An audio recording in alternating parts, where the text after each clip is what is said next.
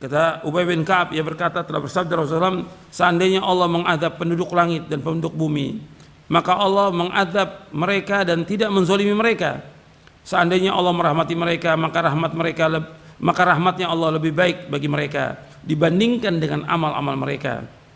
Dan seandainya kamu menginfakkan emas sebesar gunung Uhud, Allah tidak akan menerimanya dari kamu sampai kamu beriman kepada qadar.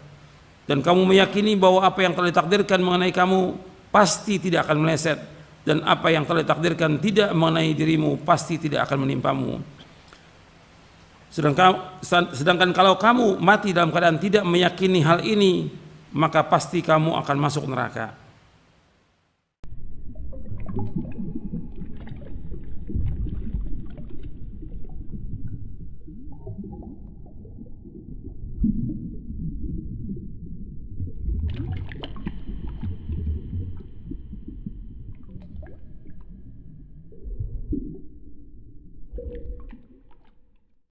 Alhamdulillah, nahmaduhu wa nasta'inuhu wa nastaghfiruh wa na'udzu billahi min shururi anfusina wa min sayyiati a'malina. May yahdihillahu fala mudilla lahu wa may yudlil fala hadiya lahu. Asyhadu an la ilaha illallah wahdahu la syarika lahu wa asyhadu anna Muhammadan abduhu wa rasuluh. Ikhwan fillah, azakumullah, kita akan lanjutkan kajian kita dari Syarah Aqidah Ahlussunnah wal Jamaah, poin yang ke-40. Poin ke-40, iman kepada qadar, takdir baik dan buruk. Poin ke-40, halaman 336. Golongan yang selamat Ahlussunnah wal Jamaah beriman kepada qadar yang baik maupun buruk. Iman kepada qadar meliputi iman kepada setiap nas tentang qadar serta tingkatannya. Tidak ada seorang pun yang dapat menolak ketetapan Allah Azza wa Jal.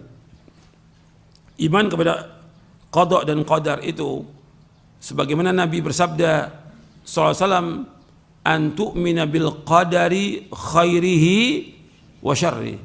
Ketika Nabi ditanya oleh malaikat Jibril, ketika Nabi SAW ditanya oleh malaikat Jibril alaihi salatu wassalam tentang iman, apa itu iman? Nabi menjawab, an tu'mina billahi wa malaikatihi wa kutubihi wa rusulihi wal yaumil akhir wa tu'mina bil qadari khairihi wa syarri.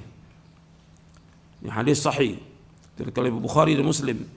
Nabi menyebutkan, engkau beriman kepada Allah, kepada malaikat-malaikatnya, kepada kitab-kitabnya, kepada rasul-rasulnya, kepada hari akhir, dan iman kepada qadar baik dan buruk. Baik dan buruk. Iman kepada qadar memiliki 4 tingkatan. Yang pertama al-ilmu, yang kedua al-kitabah, yang ketiga al-masyiah, dan yang keempat al-khalq. Iman kepada qadar memiliki 4 tingkatan. Yang pertama al-ilmu, yaitu mengimani bahwa Allah dengan ilmunya yang merupakan sifatnya yang azali dan abadi. Allah Maha mengetahui semua yang ada di langit dengan seluruh isinya, juga semua yang ada di bumi dengan seluruh isinya, serta apa yang ada di antara keduanya, baik secara global maupun secara rinci, baik yang sudah terjadi maupun yang akan terjadi. Allah Maha mengetahui tentang daun yang kering ataupun daun yang basah, biji-biji yang tumbuh dan lainnya. Allah Maha mengetahui semua yang gaib, dan Allah mengetahui segala amal perbuatan makhluknya. Allah mengetahui segala ihwal mereka, taat, maksiat, rezeki, ajal, bahagia, celaka dan lainnya. Jadi Allah mengetahui semuanya. Ilmunya Allah meliputi segala sesuatu. Qad ahata bikulli syai'in ilma. Arti ilmunya Allah meliputi segala sesuatu. Tentang luasnya ilmu Allah, Allah berfirman di dalam surah Al-An'am, surah yang ke-6 ayat 59. Wa indahu mafatihul ghaibi la ya'lamuha illa hu wa ya'lamu ma fil barri wal bahr wa ma tasqutu min waraqatin illa ya'lamuha wala habbatin fi dhulumatil ardi wala ratbin wala yabisin illa fi kitabim mubin. Dan kunci-kunci semua yang gaib ada pada Allah. Tidak ada yang mengetahui melainkan Allah sendiri. Allah mengetahui apa yang ada di daratan dan di lautan. Tidak ada sehelai daun pun yang gugur yang Allah tidak mengetahuinya. Tidak ada sebutir biji pun dalam kegelapan bumi, dan tidak pula sesuatu yang basah atau yang kering yang tidak tertulis dalam kitab yang nyata. Artinya semua yang ada di langit, di bumi, semuanya sudah diketahui oleh Allah dan semua sudah tercatat di Lauh Mahfuz. Nggak ada satupun yang Allah tidak ketahui, nggak ada. Apapun yang terjadi, apa aja, itu Allah mengetahui. Itu perhatikan tuh, semua yang terjadi di langit dan di bumi Allah mengetahui. Nggak ada sesuatu yang terjadi yang Allah nggak tahu, nggak mungkin, tidak mungkin. Apa aja terjadi semuanya Allah mengetahui. Apakah umat Islam ini dalam kondisi senang, susah, diintimidasi, ada yang dibunuh, ada yang fakir, ada yang susah, adanya banjir, ada longsor, semuanya Allah tahu, semuanya. Dan itu pun berjalan semua dengan kehendak Allah, semuanya. Kita wajib mengimani itu. Jadi orang beriman, dia wajib mengimani semua yang berkaitan dengan masalah al-qada wal qadar. Makanya kita mengimani qadar itu baik dan buruk. Jadi Allah mengetahui. Makanya ketika kita ini susah, sulit, sakit, Allah tahu atau tidak? Tahu. Yang memberikan cobaan itu siapa? Allah. Jadi ngadukannya kemana? Kepada Allah. Sekarang banyak orang ngadukan kepada manusia. Ini menunjukkan kepada kebodohan. Apa yang menimpa kita, menimpa keluarga kita, menimpa masyarakat dan umat Islam, Allah Maha tahu. Dan Allah memberikan cobaan. Tapi kenapa dia adukan kepada manusia? Mesti ngadukan kepada siapa? Kepada Allah. Yang menghilangkan semua kesulitan itu Allah. Yang menghilangkan semua bencana, musibah, petaka hanya satu Allah.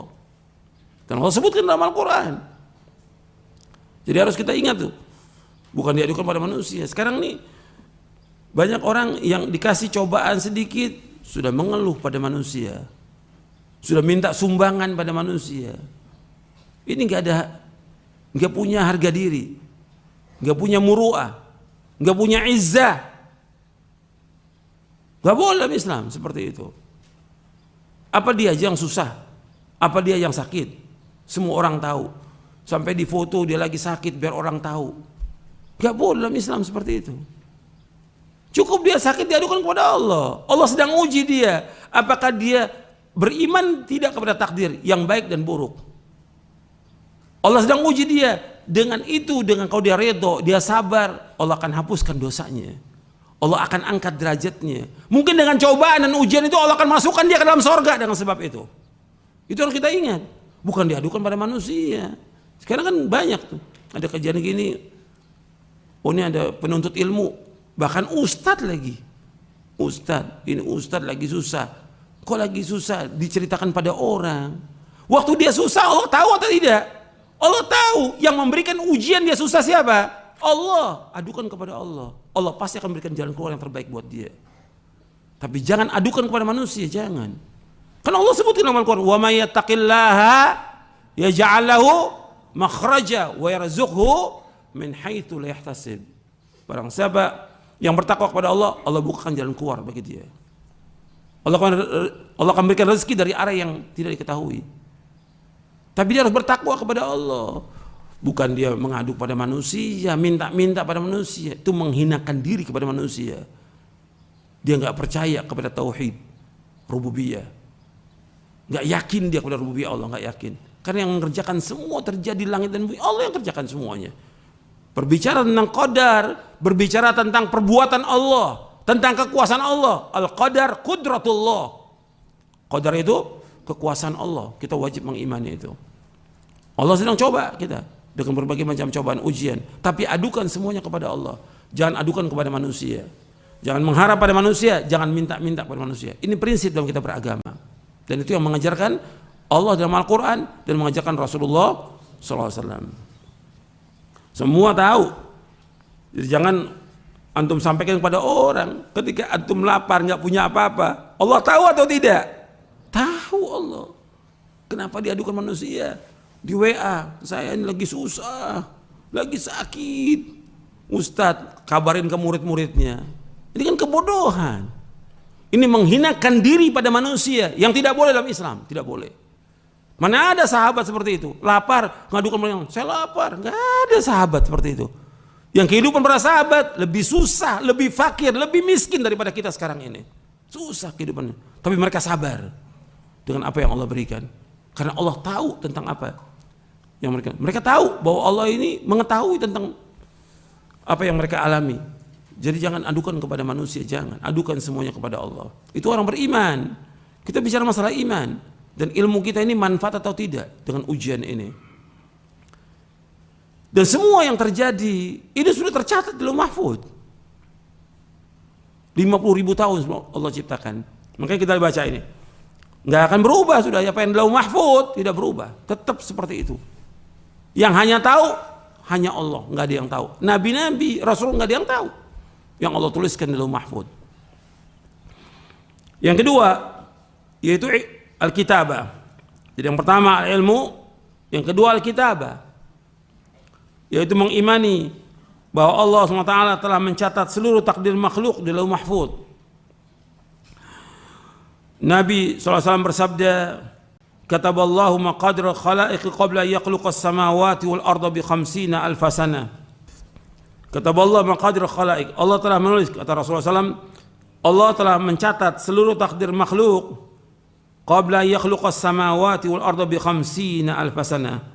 Allah telah mencatat seluruh takdir makhluk 50.000 tahun sebelum Allah menciptakan langit dan bumi. Hadis ini sahih, diriwayatkan oleh Imam Muslim, Tirmidzi, Ahmad, Abu Daud, At-Tayalisi dari sahabat Abdullah bin Amr bin As radhiyallahu anhuma. Nabi SAW juga bersabda, inna awwala ma khalaqallahu al-qalam. Qala uktub, qala rabbi wa madza aktub? Qala uktub maqadira kulli syai'in hatta taqum as-sa'ah. Nabi SAW bersabda, yang pertama kali Allah ciptakan adalah qalam, yaitu pena. Lalu Allah berfirman kepadanya, tulislah. Ia menjawab, wahai Rabbku, apa yang aku harus tulis? Allah berfirman, tulislah takdir segala sesuatu sampai terjadinya kiamat.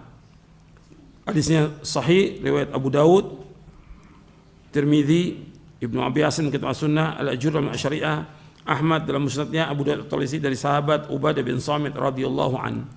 Hadis ini sahih. Jadi suruh tulis tentang seluruh takdir makhluk. Jadi semua sudah tercatat ini. Apa yang terjadi, apa yang akan terjadi. Nggak ada satupun yang terluput dari ilmunya Allah. Dan nggak ada yang terluput dari apa yang Allah sudah catat di Lauh Mahfuz.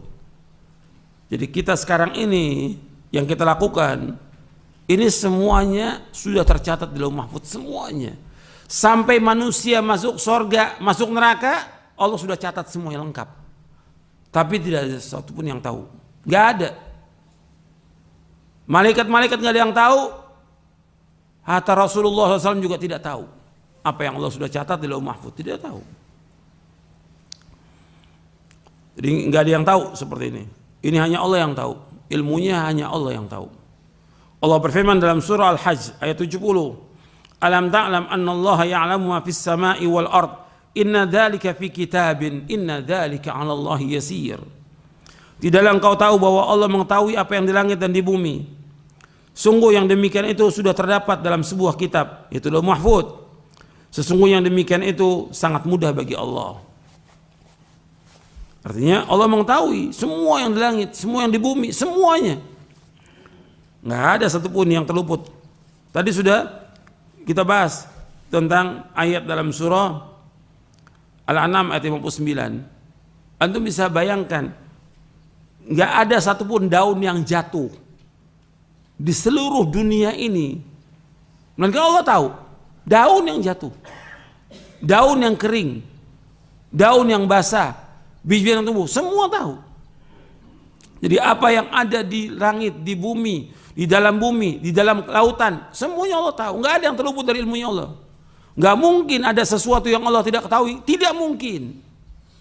Kenapa? Ilmunya Allah meliputi segala sesuatu. Dan semua yang terjadi di langit dan di bumi, semua sudah tercatat dalam mahfuz. Semuanya. Apa aja? Seperti yang sekarang, terjadinya gempa, longsor, banjir. Itu sudah tercatat 50.000 tahun sebelum Allah menciptakan langit dan bumi. Sudah tercatat semuanya. Gitu. Makanya itu harus kita ingat bahwa Allah Maha mengetahui semuanya. Semuanya tercatat dalam mahfuz. Nggak ada satupun yang terjadi yang tidak tercatat. Tidak mungkin, nggak mungkin. Semua sudah tercatat. Karena yang mengatakan demikian Allah dalam Al-Quran dan juga Rasulnya Sallallahu Alaihi Wasallam. Allah juga berfirman dalam surah Al-Hadid. Dalam surah Al-Hadid ayat 22, "Ma asaba min musibatin fil ardi wala fi anfusikum illa fi kitabim min qabli an nabra'aha inna dzalika 'ala Allah yasir." Likai la ta'saw 'ala ma fatakum wa la tafrahu ma atakum. Wallahu la yuhibbu kulla mukhtalin fakhur. Di surah Al-Hadid ayat 22, ayat 23. Saya tulis di situ ayat 22-nya. Tidaklah musibah, bencana yang menimpa di bumi dan yang menimpa dirimu sendiri, semuanya telah tertulis di Lauh Mahfuz. Itu dalam kitab, itu Lauh Mahfuz sebelum kami mewujudkannya. Inna dzalika la yasir, yang demikian itu mudah bagi Allah. Likai la ta'saw 'ala ma fatakum, supaya kalian tidak berduka cita dengan apa yang terluput dari kalian. Wala tafrahu bima atakum, dan supaya kalian tidak bergembira dengan apa yang kalian peroleh. Wallahu la yuhibbu kulla mukhtalin fakhur, sungguhnya Allah tidak menyukai orang-orang yang sombong dan angkuh. Artinya Allah sudah menciptakan semuanya dan Allah sudah takdirkan semuanya sebelum Allah menciptakannya. Dan itu mudah bagi Allah supaya manusia tidak bergembira dengan apa yang dia peroleh. Karena apa yang dia peroleh, apa aja yang diperoleh, itu suatu waktu juga akan hilang. Pasti akan hilang dan lenyap. Dan juga tidak boleh dia berduka cita terhadap yang luput. Nggak boleh berduka cita dengan apa yang luput bagi dia. Apakah meninggalnya orang tua dia, anaknya, istrinya, suaminya, atau hartanya, atau dia bangkrut atau yang lainnya. Jangan duka cita. Karena Allah sudah takdirkan demikian. Dan apa yang Allah takdirkan buat kita, itu yang terbaik buat kita. Jadi semua sudah tercatat Lauh Mahfuz. Oleh karena itu apa yang telah ditakdirkan menimpa manusia tidak akan meleset darinya. Dan apa yang ditakdirkan tidak mengenai manusia maka tidak akan mengenainya. Sudah kering tinta pena itu dan sudah ditutup semua catatan. Ini dalam hadis yang sahih yang diriwayatkan oleh Imam Ahmad, Tirmidzi dan yang lainnya. Takdir ini mengikuti ilmunya Allah. Takdir ini mengikuti ilmu Allah, baik secara global maupun rinci. Pertama, bahwa Allah Subhanahu wa taala telah mencatat dalam Lauh Mahfuz segala sesuatu yang dikehendakinya. Sedangkan apabila Allah menciptakan janin ketika mencapai 4 bulan, maka Allah SWT mengutus kepadanya seorang malaikat yang diperintahkan untuk mencatat 4 hal, yaitu tentang rezekinya, ajalnya, amalnya, serta celaka atau bahagia. Ini hadis sahih riwayat Bukhari dan Muslim. Artinya ketika janin itu berumur 120 hari di perut ibunya, ditiupkan ruh, ya 120 hari itu ditiupkan ruh, maka dicatat itu semuanya, rezekinya, ajalnya, amalnya, serta celaka atau bahagia. Jadi sudah tercatat. Orang beriman kalau sudah mengetahui ini, tenang dia. Makanya dikatakan oleh para ulama salaf bahwa mengimani qadar itu yudhibul hamma wal gham. Beriman kepada qadar itu menghilangkan kesusahan, kesedihan, kegundahan, akan hilang itu. Mengimani itu. Sudah ajal. Jadi kalau ada yang meninggal, ya sudah ajal, enggak usah takut. Ada penuntut ilmu meninggal, ada ustadz meninggal, ada syekh meninggal. Ya berarti udah apa ini? Sudah ajal, sudah waktunya. Enggak usah ditakuti. Dan kita pun akan apa? Mengikuti mereka. Kan ketika kita ada yang meninggal, kita ucapkan apa? Inna lillahi wa inna ilaihi raji'un. Sungguh kita milik Allah dan kita akan kembali kepada Allah. Berarti kita ini milik Allah semuanya. Yang sudah meninggal dan kita pun akan kembali kepada Allah. Makanya ketika kita masuk ke pemakaman, yang kita ucapkan apa? Assalamualaikum ahlad diyar minal mu'minin wal muslimin wa inna insyaallah bikum lahiqun. Nasallallahu lana wa lakumul afiyah. Jadi kita menyebutkan di sini bahwa kita ini akan mengikuti mereka.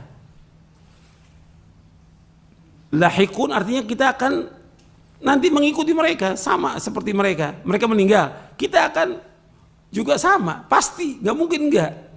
Tapi kenapa orang pada takut sekarang ini? Ada berita kematian takut. Nggak boleh orang beriman takut. Kita ini pasti akan mati.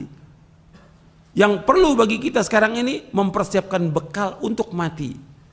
Nggak usah takut, karena ajal sudah pasti ajal itu.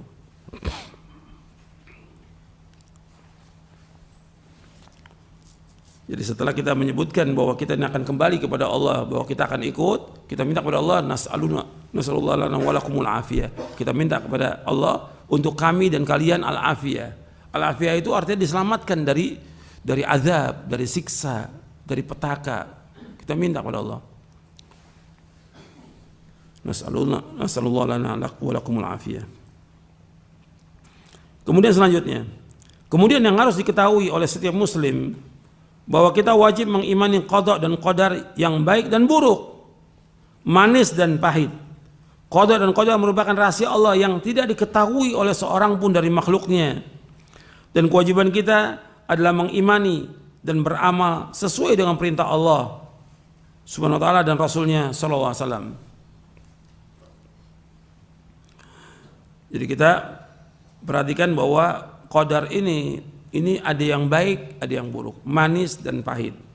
Qada dan qadar merupakan rahasia Allah yang tidak diketahui oleh seorang pun dari makhluknya. Dan kewajiban kita adalah mengimani dan beramal sesuai dengan perintah Allah Subhanahu wa taala dan Rasulnya. Itu kewajiban kita. Makanya ketika ada seorang sahabat bertanya kepada Rasulullah, saya bacakan riwayatnya.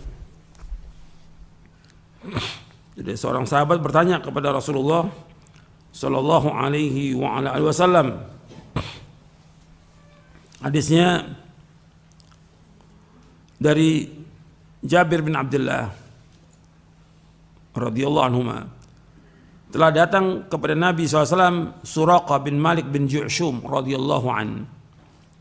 Faqala, ia berkata, ya Rasulullah, bayyin lana dinana ka'anna khuliqna al-an fima al-amalu al-yawma afima jaffat bihil aqlam wa jarat bihil maqadir am fima yastaqbil.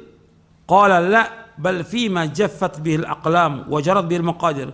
Qala fa fima al-amal. Faqala i'malu faqulun muyassar. I'malu faqulun muyassar. Dalam riwayat yang lain disebutkan i'malu faqulun muyassarun lima khuliqa lahu.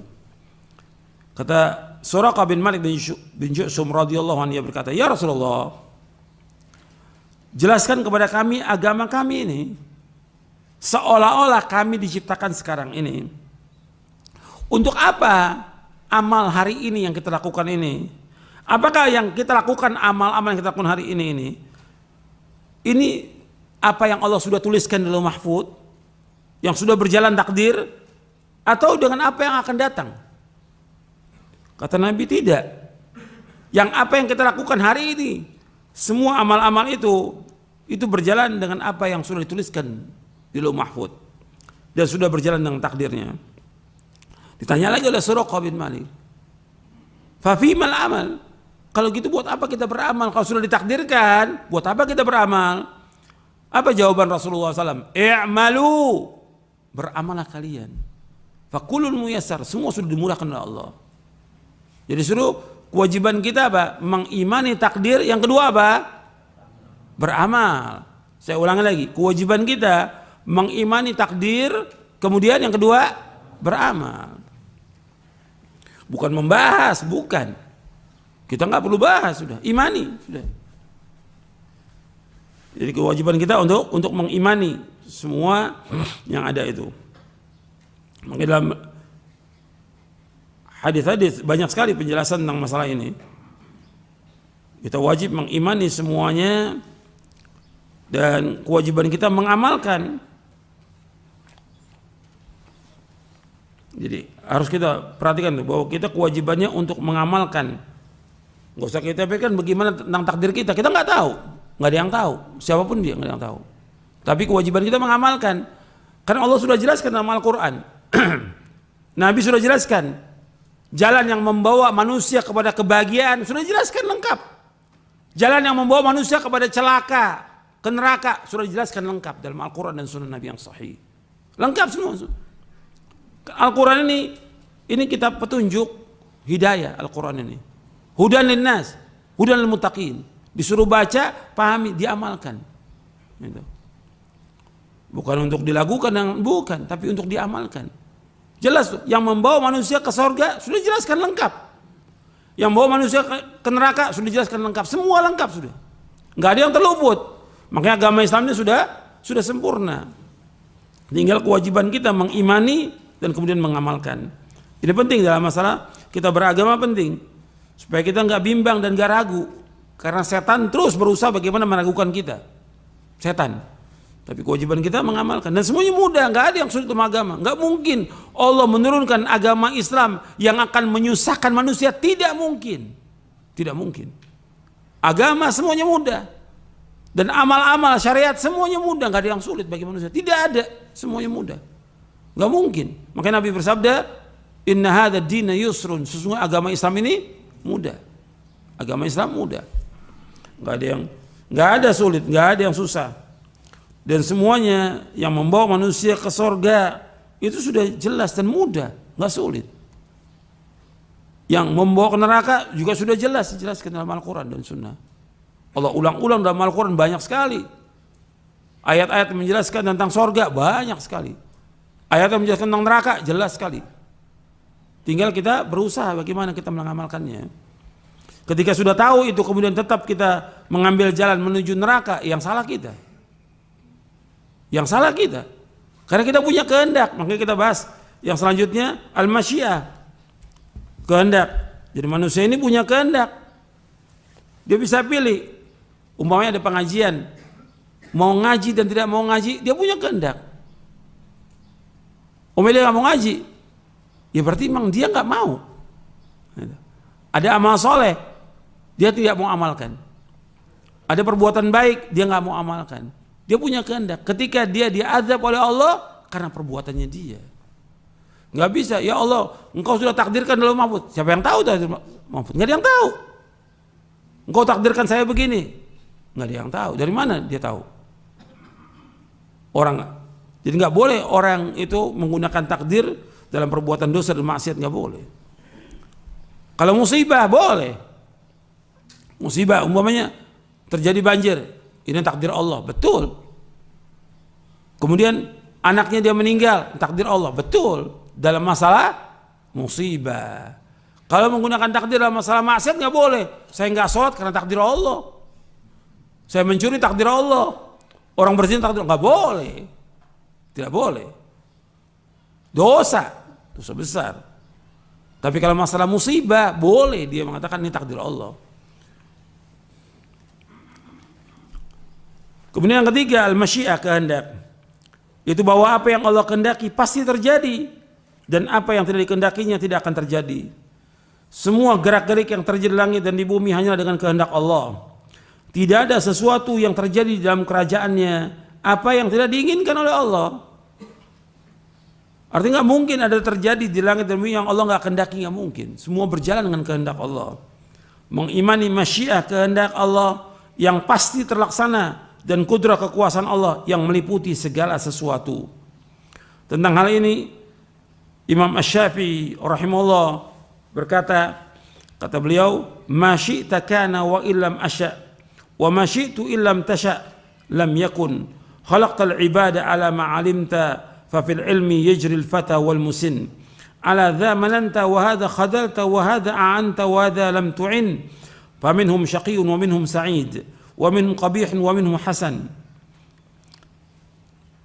Jadi disebutkan oleh Imam Syafi'i, ma syi'ta kana wa illam asya' wa ma syi'tu illam tasha' lam yakun. Apa yang kau kehendaki pasti terjadi, kendati aku tidak mengendakinya. Sedangkan apa yang aku kehendaki, jika tidak engkau kehendaki, pastilah tidak terjadi. khalaqtal ibada ala ma 'alimta fa fil ilmi yajri al-fata wal musin. Telah engkau ciptakan hamba-hamba sesuai dengan apa yang engkau ketahui. Di dalam ilmu berlangsung kehidupan orang muda dan orang tua. Ala dha mananta wa hadha khadalta wa hadha a'anta wa dha lam tu'in. Kepada ini engkau anugerahkan dan ini engkau terlantarkan. Ini engkau tolong dan ini engkau tidak tolong. Faminhum syaqiyun wa minhum sa'id wa minhum qabihun wa minhum hasan. Di antara mereka ada yang celaka dan di antara mereka ada yang bahagia, di antara mereka ada yang buruk, di antara mereka ada pula yang baik. Ini penjelasan Imam Syafi'i rahimahullah di dalam Diwan Imam Syafi'i, dijelaskan juga dalam kitab Manhajul Imam Syafi'i fi Itsbatil Aqidah. Jadi Allah yang Maha Adil dan Allah Maha Bijaksana. Allah memberi karunia kepada siapa yang Allah kehendaki dan Allah menahan dari siapapun yang Allah kehendaki. Allah memberi kekuasaan kepada siapa yang Allah kehendaki dan Allah menghinakan siapapun yang Allah kehendaki. Jadi semua sudah Allah kehendaki. Nggak mungkin ada terjadi yang Allah nggak kehendaki, nggak mungkin. Allah Al-Alim, Al-Hakim, Al-Qadir berfirman, "Qulillahumma malikal mulki tu'til mulka man tasha' wa tanzi'ul mulka mimman tasha' wa tu'izzu man tasha' wa tudhillu man tasha' biyadikal khair innaka 'ala kulli syai'in qadir. Tulijul laila fin nahari wa tulijul nahara fil lail wa tukhrijul hayya minal mayt wa tukhrijul mayta minal hayy wa tarzuqu man tasha'u bighairi hisab." Katakanlah Muhammad, wahai Rabb, pemilik kekuasaan, engkau berikan kekuasaan kepada siapa yang engkau kehendaki.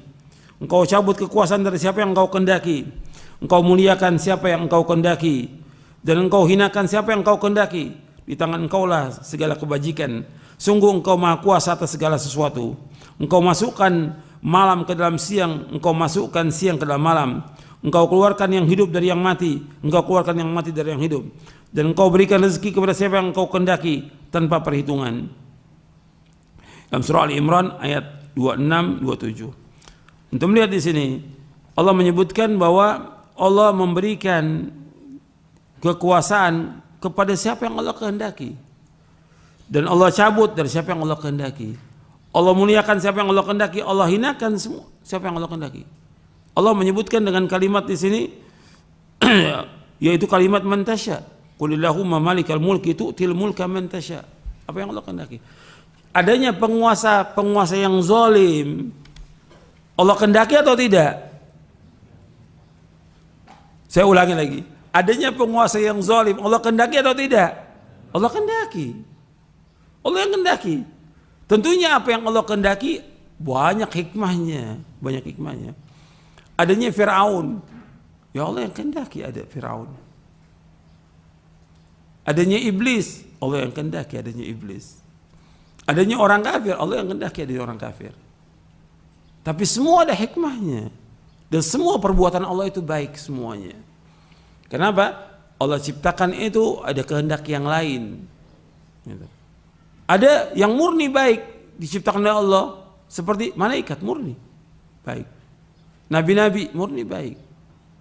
Tapi ada yang diciptakan memang jelek, murni jelek, seperti iblis, orang kafir, murni jelek. Tapi Allah yang menciptakan, Allah yang menghendaki seperti itu. Tapi ada hikmahnya. Makanya ketika berbicara tentang kekuasaan, Allah memberikan kekuasaan kepada siapa yang Allah kehendaki. Kadang-kadang kekuasaan orang-orang yang zalim itu lama, bisa puluhan tahun. Firaun zalimnya luar biasa, mengatakan dirinya sebagai Tuhan. Tapi tetap ada dakwah dari Nabi Musa dan Nabi Harun alaihissalam. Dan tetap dia demikian sampai dia mati dalam keadaan kafir. Seperti itu. Ada banyak hikmahnya agar manusia kembali kepada Allah. Jadi semua yang Allah takdirkan ini itu penuh dengan hikmah. Semua banyak hikmahnya. Puluhan hikmah. Nggak bisa dihitung kata Imam Al-Qayyim. Kalau kita mau cari tentang hikmah Allah, ribuan hikmah yang bisa kita ambil dari semua yang Allah takdirkan, yang Allah ciptakan, yang Allah kehendaki semuanya ini. Jadi orang yang beriman itu melihat seperti itu, ya ini kehendak Allah dan kekuasaan Allah. berbicara tentang kekuasaan, tentang penguasa, raja atau yang lainnya. Ini Allah berbicara tentang kekuasaan Allah. Kewajiban kita adalah bersabar terhadap kezaliman. Itu seperti itu. Jadi sebelumnya sudah ada penguasa yang zalim. Yang kita kewajibannya apa? Sabar. Sabar. Makanya di sini berbicara tentang kekuasaan Allah, kekuasaan yang Allah berikan itu ya dengan kehendak Allah. Kadang banyak kita lihat penguasa-penguasa yang zalim membunuh kaum muslimin, bukan satu, bukan dua, ratusan ribu, mungkin sudah jutaan sekarang ini. Contohnya seperti Syria, Bashar Assad.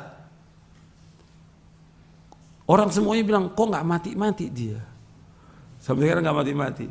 Ini berjalan dengan kehendak Allah. Tentu ada hikmahnya. Kenapa Allah tetapkan dia seperti itu? Ada hikmahnya. Dan juga ada sebabnya yang kaum muslimin mesti mengambil pelajaran. Sebab asalnya itu untuk ingat, kenapa terjadi demikian sampai puluhan ribu, ratusan ribu. Hancur sudah semuanya. Itu awalnya apa?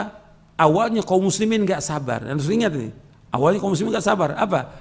Demo kepada penguasa. Tuh ingat tuh, demo kepada penguasa. Akhirnya apa? Ya penguasa gak mau didemo, gak mau diberontak oleh rakyatnya. Yang ada terus pembunuhan kaum muslimin sampai hari ini belum selesai itu. Maka ini disuruh ketika menghadapi penguasa yang zalim, jahat, disuruh apa oleh Rasulullah SAW? Disuruh apa? Sabar, sabar. Yang penting kita melaksanakan ibadah kepada Allah, menjauhkan perbuatan maksiat, sabar. Jadi jangan kemudian kita seperti, oh saya bisa mampu melengsarkan. Ini kekuasaan berkaitan dengan kekuasaan Allah. Penguasa ini diberikan oleh Allah kekuasaan sebagai cobaan ujian buat dia. Karena kita mau lengsarkan apa yang Allah sudah berikan. Bagaimana? Ini masa kekuasaan Allah yang kita harus sabar. Dan sebelum kita banyak, atau di zaman sahabat tabi'in banyak. Dan dulu ada namanya Hajjaj bin Yusuf dulu. Itu belum lama waktunya setelah Khulafaur Rasyidin meninggal, datang kekuasaan yang kemudian di situ ada gubernurnya Hajjaj bin Yusuf yang membunuh kaum muslimin, kurang lebih 120.000 kaum muslimin dibunuh. Bukan sekaligus, terus banyak orang-orang yang baik dibunuh. Tapi berjalan dengan kehendak Allah. Mengenai kewajiban kita untuk sabar. Dan Allah mengendaki semuanya ini, apa yang terjadi, baik dan buruk berjalan dengan kehendak Allah. Kita orang kaya miskin berjalan dengan kehendak Allah. Orang dapat hidayah, petunjuk atau sesat berjalan dengan kehendak Allah. Makanya Allah berfirman dalam surah Yunus ayat 25, wallahu yad'u ila daris salam wa yahdi man yasha' ila siratim mustaqim. Allah menyeru manusia ke Darussalam, ke surga, dan memberikan petunjuk kepada orang yang Allah kehendaki ke jalan yang lurus. Jadi masalah hidayah, masalah kesesatan itu semua di tangan Allah. Allah yudillu man yasha wa yahdi man yasha. Allah sesatkan siapa yang Allah kehendaki, dan Allah juga memberikan petunjuk kepada siapa yang Allah kehendaki. Ini berbicara tentang kekuasaan Allah. Perhatikan ya, manusia makhluk yang menghendaki Khalik. Allah penguasa, Allah pemilik langit dan bumi. Allah nggak boleh tanya tentang apa yang Allah perbuat, nggak boleh. La yus'alu amma yaf'alu wa hum yus'alun. Makanya dalam masalah qada dan qadar itu nggak, kita harus jauhkan lima wa kaifa. Kenapa begini? Kok bagaimana kok bisa begini terjadi? Nggak boleh. Karena ini menentang takdir. Kewajiban kita mengimani sudah. Karena Allah sebagai penguasanya, Allah yang menghendaki demikian. Kewajiban kita untuk mengimani itu. Tapi yang harus kita ingat bahwa Allah punya kehendak. Manusia punya kehendak atau tidak? Punya kehendak. Manusia punya kehendak. Tapi apa yang dikehendaki oleh manusia tidak lepas dari kehendak Allah. Wa ma tasyauna illa ayyasha Allah rabbul alamin. Dan tidak kalian berkehendak melainkan apa yang dikehendaki oleh Allah Rabbul Alamin. Ya saya pikir sampai di sini dulu karena ini panjang pembahasannya, perlu sedikit demi sedikit supaya paham, karena takutnya antum berat ini masalah takdir ini. Cuma yang pokok pada akhirnya semua ilmu itu mudah. Kewajiban kita yang paling pokok adalah mengimani dan mengamalkan. Itu penting dalam masalah takdir. Jangan nanya, kok kenapa begini, kok kenapa begini, yang nggak bisa dijawab. Kok kenapa Allah ciptakan ini, kok kenapa terjadi begini, Allah sudah kehendaki. Kita nggak berhak ngatur. Yang memiliki siapa? Allah. Kan manusia sekarang pengen jadi ngatur dia. Untuk urusan manusia aja, manusia ngatur. Ini ya, urusan Allah aja manusia pengen ngatur, apalagi urusan manusia. Kan nggak boleh. Kita, kewajiban kita untuk mengimani dan mengamalkan. Semua dijelaskan dalam Al-Quran, semua dijelaskan dalam Sunnah Nabi. Tinggal kita amalkan, mudah, nggak sulit. Gitu. Kalau kita bertanya, nggak akan bisa. Makanya pertanyaan-pertanyaan itu nanti ada penjelasannya supaya juga antum paham sebelum timbul pertanyaan. Nanti ada pertanyaan lagi, masalah-masalah berkaitan dengan takdir. Antum lihat di halaman 346. Halaman 346.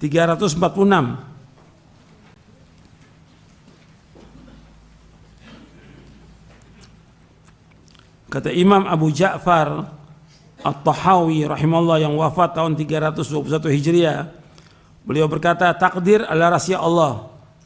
Takdir adalah rahasia Allah yang tidak dapat diketahui oleh hambanya. Tidak dapat diketahui oleh hambanya. Tidak dapat diselidiki baik oleh malaikat yang dekat dengan Allah ataupun nabi yang diutus. Memberat-beratkan diri, itu takalluf, untuk menyelidiki hal itu adalah jalan menuju kehinaan. Terhalangnya ilmu dan membawa kepada sikap melewati batas dan penyelewengan.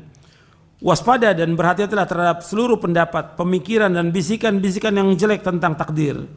Sesungguhnya Allah Jalla Jalaluhu telah menutup ilmu tentang takdirnya agar tidak diketahui oleh makhluknya dan melarang mereka untuk mencoba menggapainya.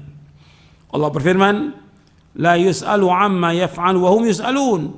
Allah tidak ditanya tentang apa yang Allah kerjakan, tetapi mereka lah yang akan ditanya. Barang siapa yang bertanya, kenapa Allah melakukannya, kenapa Allah berbuat begini, kenapa Allah buat begitu, maka sungguh ia telah menolak hukum dari Al-Quran. Dan barang siapa yang menolak hukum dari Al-Quran, maka ia termasuk orang kafir. Dalam syarah akidah At-Tahawiyah. Maka ini hati-hati.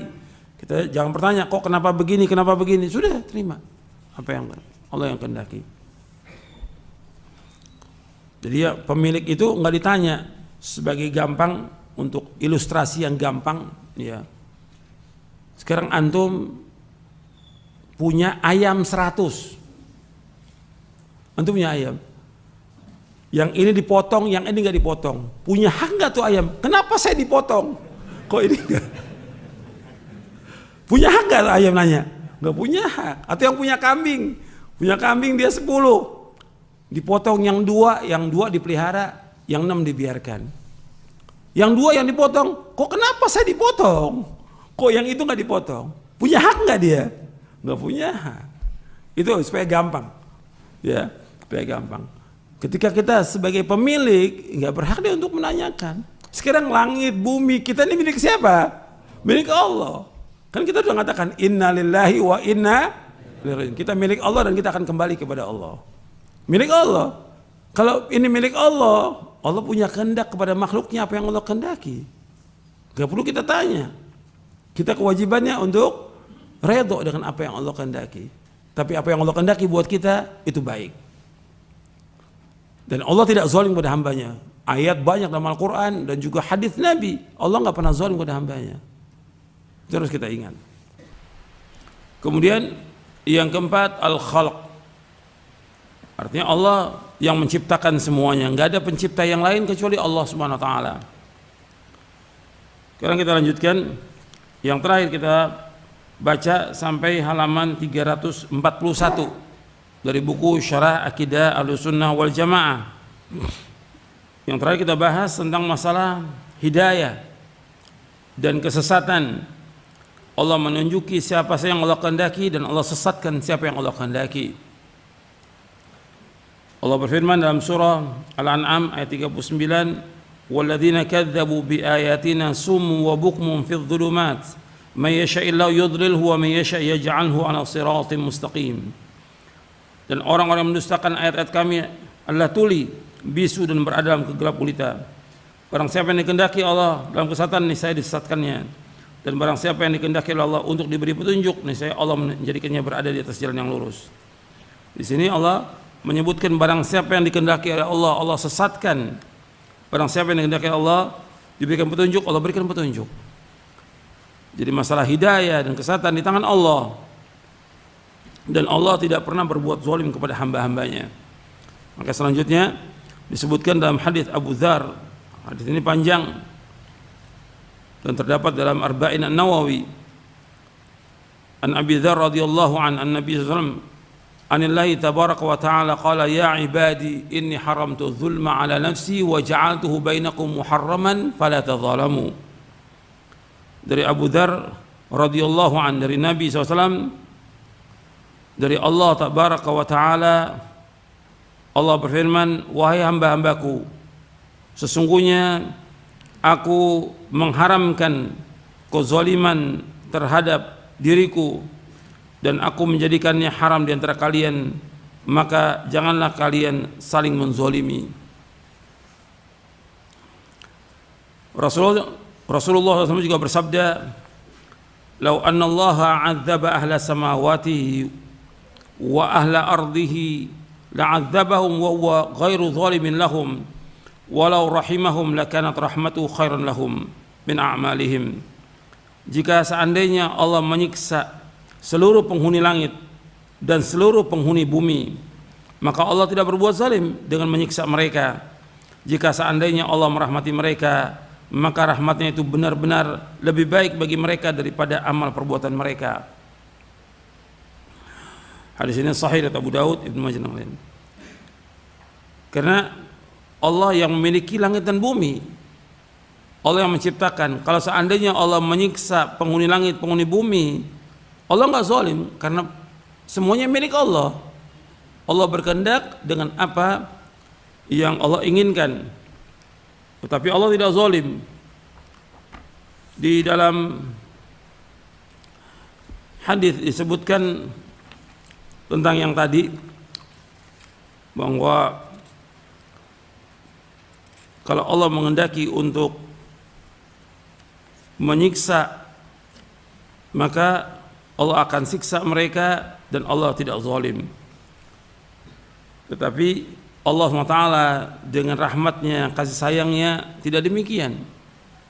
Allah SWT memberikan kepada hambanya jalan, dua jalan, ini jalan yang baik, ini jalan yang buruk, agar manusia menempuh jalan itu. Allah juga memberikan perangkat-perangkat agar manusia mendapatkan hidayah.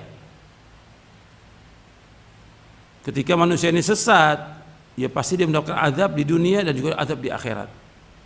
Tapi Allah enggak zalim. Allah sudah menunjuki manusia, wa hadainahun najdain fa'alhamaha fujuraha wa taqwaha. Allah turunkan Al-Qur'an, Allah turunkan kitab-kitab, dan juga Allah turunkan Al-Qur'an, Allah kirim para rasul, Allah utus para rasul untuk menjelaskan kepada manusia, ini jalan yang baik, ini jalan yang buruk, ini yang benar, ini yang salah, ini tauhid, ini syirik, ini membawa ke surga, ini membawa ke neraka. Sudah dijelaskan oleh semua nabi dan rasul. Jadi gak ada alasan lagi nanti mereka di hari kiamat. Ya Allah Maha kasih dan sayang kepada hamba-hambanya. Allah menunjuki mereka ke jalan yang lurus. Tetapi ada yang mau, ada yang tidak. Ada yang mau di jalan itu, ada yang tidak. Seperti Allah sebutkan tentang kaum Tsamud, wa amma tsamudu fahadainahum fastahabbul ama 'alal huda. Adapun Tsamud kami sudah kasih petunjuk jalan, tapi dia enggak mau. Lebih dia memilih yang lain. Tentang hadis yang tadi, itu adalah lanjutannya. Ini merupakan wasiat para sahabat kepada para tabi'in. Jadi disebutkan oleh Ibnu Dailami. Ibnu Dailami ini Abdullah bin Fairuz Ad-Dailami. Dia seorang pembesar tabi'in. Abdullah bin Fairuz Ad-Dailami. Dia mengatakan bahwa jadi bapaknya Fairuz Dailami ini sahabat radhiyallahu an. Disebutkan bahwa dia mengatakan, aku datang kepada Ubay bin Ka'ab, lalu aku katakan kepadanya, ada suatu keraguan dalam diriku tentang masalah takdir, maka tuturkanlah kepadaku suatu hadis dengan harapan semoga Allah menghilangkan keraguan tersebut dalam hatiku. Maka Ubay bin Ka'ab mengatakan, kata Ubay, telah berkata Rasulullah SAW, "Lau anna Allah 'adzaba ahla samawati wa ahla ardihi 'adzabahum wa huwa ghairu zalimin lahum. Walau rahimahum kanat rahmatuhu khairan lahum min a'malihim. Walau anfaqta mithla Uhudin dhahaba fi sabilillah ma qabilahu Allah minka hatta tu'mina bil qadari wa ta'lama anna ma asabaka lam yakun liyukhti'ak wa ma akhta'aka lam yakun liyusibak walau mutta 'ala ghairi hadza la dakhalta an-nara." Kata Ubay bin Ka'ab, ia berkata, telah bersabda Rasulullah, seandainya Allah mengadab penduduk langit dan penduduk bumi, maka Allah mengadab mereka dan tidak menzalimi mereka. Seandainya Allah merahmati mereka, maka rahmatnya Allah lebih baik bagi mereka dibandingkan dengan amal-amal mereka. Dan seandainya kamu menginfakkan emas sebesar gunung Uhud, Allah tidak akan menerimanya dari kamu sampai kamu beriman kepada qadar. Dan kamu meyakini bahwa apa yang telah ditakdirkan mengenai kamu pasti tidak akan meleset, dan apa yang telah ditakdirkan tidak mengenai dirimu pasti tidak akan menimpamu. Sedangkan kalau kamu mati dalam keadaan tidak meyakini hal ini, maka pasti kamu akan masuk neraka. Ibnu Dailami berkata, selanjutnya aku datang kepada Abdullah bin Mas'ud, Hudzaifah ibn al-Yaman, Zaid bin Thabit radhiyallahu anhum ajma'in. Mereka semua mengatakan kepadaku seperti yang dibawakan oleh Ubay bin Ka'ab dari Rasulullah sallallahu alaihi wasallam. Ini hadis ini sahih diriwayatkan oleh Ahmad, Abu Daud, Ibnu Majah, Ibnu Abi Asim, disahihkan oleh Syekh Albani dalam Sahih Jami' Shaghir. Jadi di sini disebutkan bahwa orang wajib beriman kepada qadar. Apa yang menimpa kita itu sudah ditakdirkan oleh Allah, dan yang tidak menimpa kita itu tidak akan menimpa. Dan ini nasihatnya Ubadah bin Samit radhiyallahu an.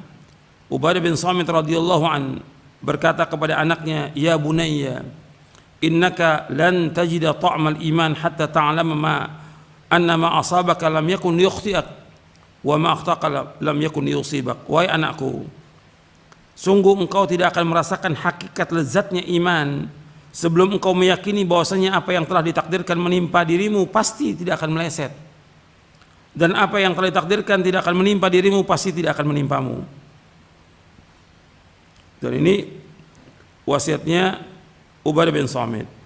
Kata Ubadah radhiyallahu an, aku mendengar Rasulullah SAW bersabda, "Inna awwala ma khalaqallahu al-qalam, faqala lahu uktub, qala rabbi wa madza aktub, qala uktub maqadir kulli syai' hatta taqum as-sa'ah." Sesungguhnya yang pertama kali diciptakan oleh Allah adalah qalam, yaitu pena. Lalu Allah berfirman kepadanya, tulislah. Ia menjawab, wahai Rabbku, apa yang aku harus tulis?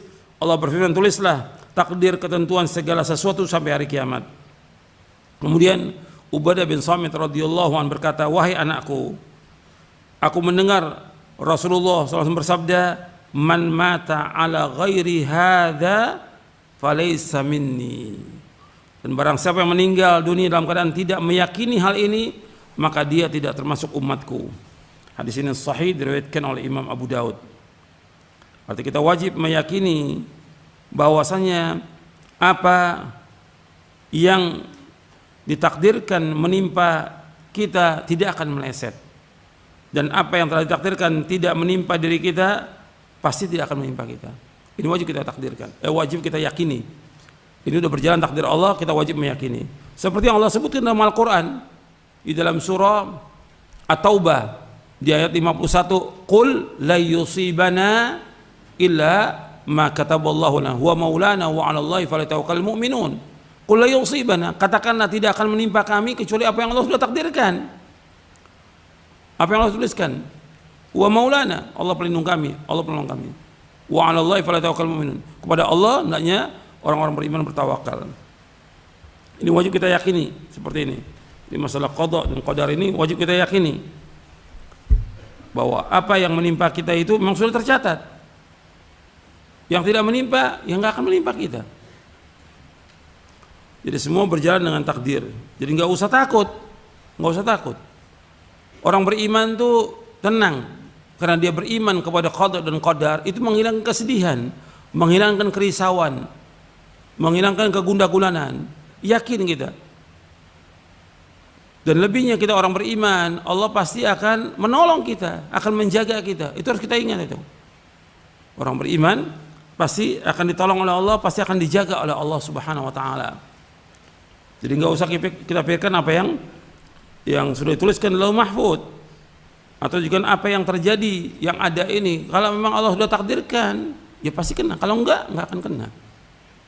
Kita imani. Dan ketika kita kena dari takdir itu apa aja berupa kesulitan, bencana, malapetaka, kematian, kesusahan, penyakit atau yang lainnya, itu sudah Allah tuliskan dalam mahfud. Kalau seandainya itu kena, memang Allah sudah takdirkan, tidak akan meleset. Tapi kalau tidak kena, memang tidak. Artinya ini harus kita ingat seperti itu, sehingga membuat kita tenang. Kita tidak selalu dalam ketakutan. Sekarang ini orang dibuat takut terus, sehingga hilang imannya kepada al-qada wal qadar. Antu'mina bil qadari khairihi wa syarri. Kau beriman kepada qadar dan qadar baik dan buruk. Dan kita ingat semua sudah tercatat dalam mahfud. Sudah tercatat. Gitu. Semua berjalan dengan apa yang Allah takdirkan. Tapi orang beriman tenang. Karena apa? Dia berjalan dengan Al-Quran. Dia berjalan dengan sunnah Nabi SAW. Dia berjalan di bawah perlindungan Allah SWT dan rahmatnya.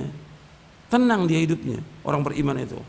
Allah ketika menimpakan kepada kita sesuatu, seandainya kita kena dengan apa musibah atau petaka atau apa, itu yang perlu kita ingat bahwa ketika menimpa kita itu yang terbaik buat kita, dan Allah sayang kepada kita. Ingat, Allah sayang kepada kita. Tentunya dengan kita kena musibah atau petaka itu, kalau kita sabar dan redho, itu akan menghapuskan dosa kita, akan mengangkat derajat kita, bahkan akan memasukkan kita ke dalam sorga dengan sebab itu. Itu kita ingat itu.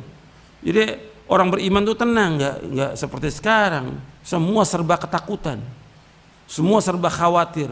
Di mana imannya dia kepada Allah? Di mana tawakalnya kepada Allah? Di mana ilmunya dia kepada yang dia sudah pelajari tentang tauhid?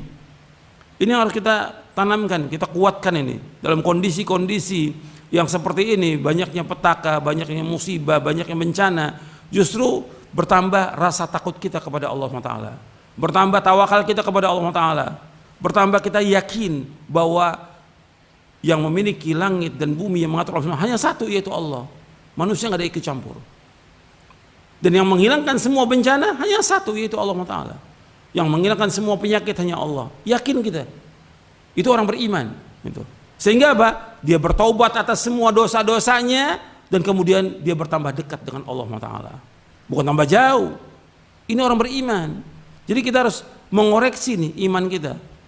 Baik dia orang awam, apalagi dia penuntut ilmu, apalagi dia para dai, dia harus koreksi lagi tuh imannya dan ilmunya. Dia harus yakin kepada apa yang Allah sudah tetapkan, sehingga tenang di dalam hidup ini, nggak takut dengan apapun juga. Ini bayangkan sekarang keluar rumah takut, la haula wala quwwata illa billah. Ke masjid takut, ketemu orang takut, sampai Selaman takut. Seperti ini Selaman, la haula wala quwwata illa billah. Selaman menggugurkan dosa. Ini sekarang semua ditutup.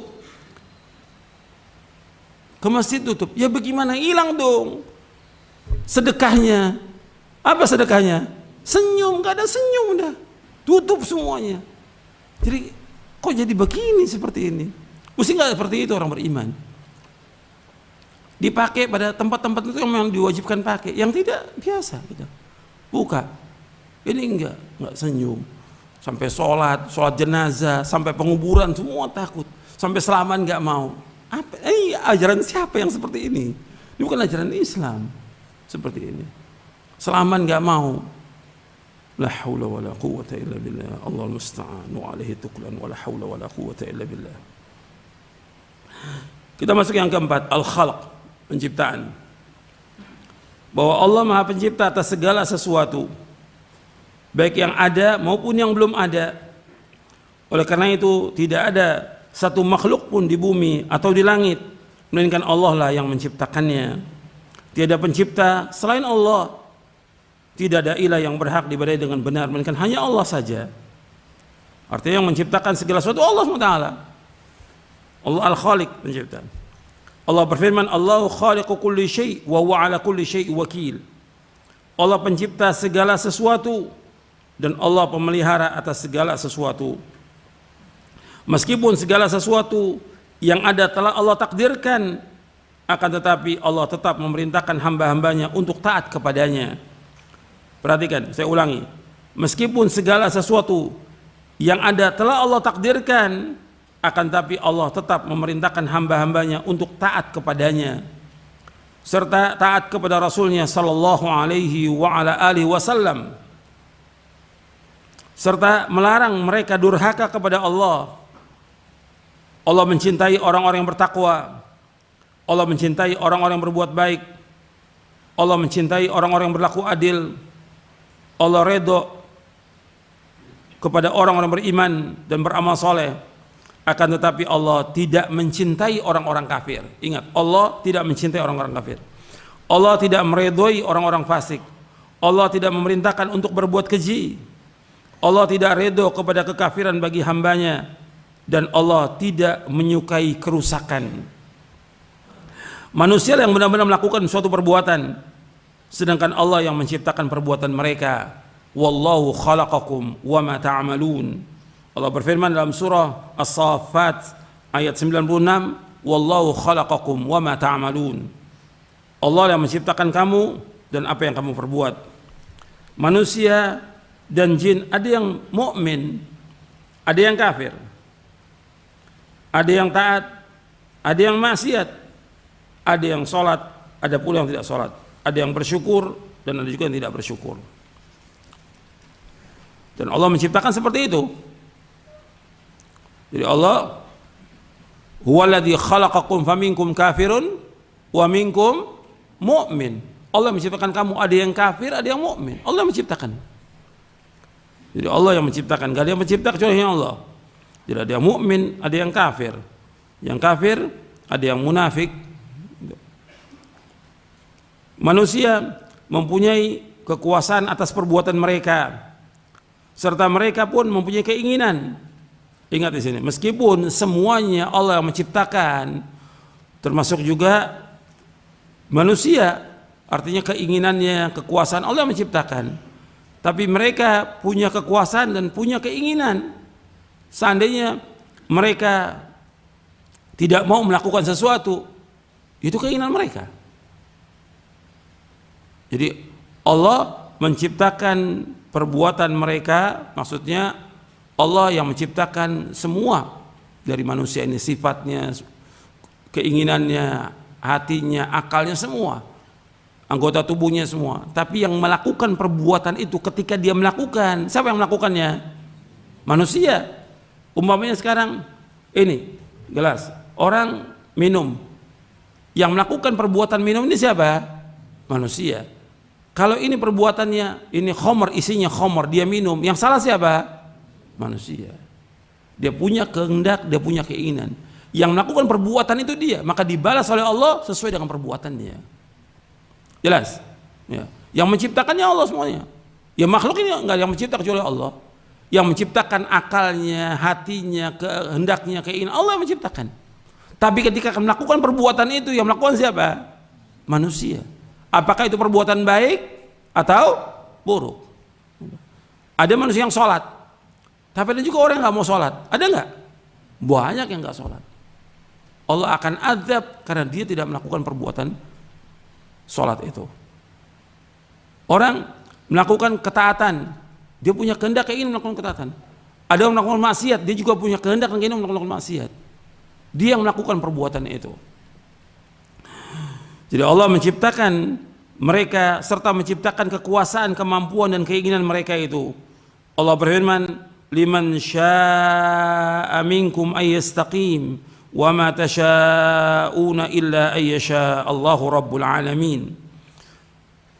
Bagi siapa yang di antara kalian menghendaki menempuh jalan yang lurus dan kamu tidak dapat menghendaki menempuh jalan itu kecuali apa yang dikehendaki oleh Allah Rabb semesta alam. Dalam surah At-Takwir ayat 28 29. Allah juga berfirman, wa ma tasyaa'una illa ayyasha Allah innallaha kana aliman hakima. Dan kamu tidak mampu menempuh jalan itu kecuali apabila dikehendaki oleh Allah. Sungguh Allah Maha mengetahui dan Allah Maha bijaksana. Tingkatan di dalam surah Al-Insan ayat 30. Tingkatan qadar ini diingkari oleh seluruh golongan qadariyah yang mereka disebut oleh Nabi SAW sebagai majusinya umat ini. Karena dia mengingkari tentang masalah ini. Dia menganggap bahwa manusialah yang melakukan kehendak, Allah tidak ikut campur dengan kehendaknya manusia.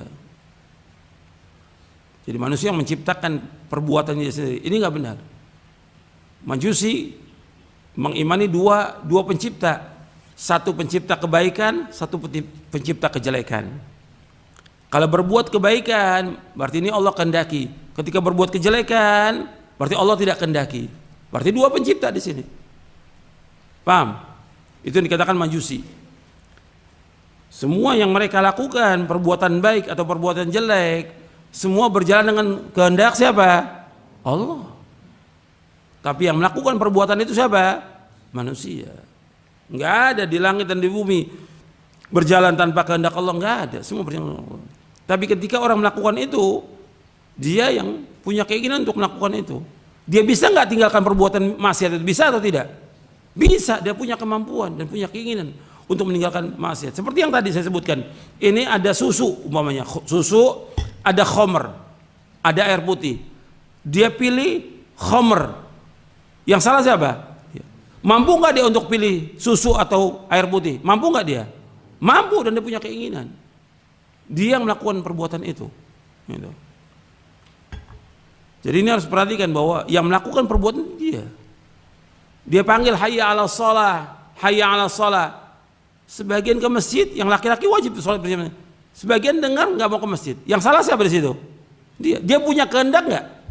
Punya keinginan nggak? Kalau dia tidak mau, dia yang punya kehendak tidak mau untuk ke masjid. Yang berdosa siapa? Orang itu. Jadi perhatikan itu. Dia sendiri yang melakukan perbuatan itu. Ada hidangan. Ini ada babi, ada bangkai, ada yang halal. Dia pilih yang haram. Yang salah siapa? Dia yang melakukannya. Ada yang sudah jelas istrinya halal. Ini ada tempat perzinahan. Dia jalan ke tempat perzinahan. Yang salah siapa? Dia. Dia punya kehendak dan keinginan untuk melakukan itu. Dia diazab oleh Allah, disiksa oleh Allah dengan sebab perbuatan dosanya itu. Jadi ketika Qadariyah ini mengatakan tidak, untuk kejelekan, ya manusia menciptakan kejelekan itu. Tidak, tetap Allah menciptakan semuanya, tapi yang melakukan perbuatan adalah manusia. Nggak ada pencipta kecuali satu, hanya Allah. Seluruhnya diciptakan oleh Allah Ta'ala. Adapun Qadariyah dikatakan sebagai majusinya umat ini karena keyakinan pendapat mereka menyerupai agama majusi tentang adanya dua sumber, yaitu cahaya dan kegelapan. Mereka menyangka bahwa kebaikan berasal dari perbuatan cahaya, sedangkan kejelekan berasal dari kegelapan. Begitu pula Qadariyah, mereka menyandarkan kebaikan kepada Allah dan menyandarkan kejelekan kepada manusia dan syaitan. Padahal Allah menciptakan keduanya secara bersamaan. Tidak akan terjadi sesuatu dari keduanya melainkan dengan kehendak Allah. Keduanya disandarkan kepadanya tentang penciptaan dan kejadiannya, dan disandarkan kepada orang yang melakukannya sebagai perbuatan dan usaha manusia.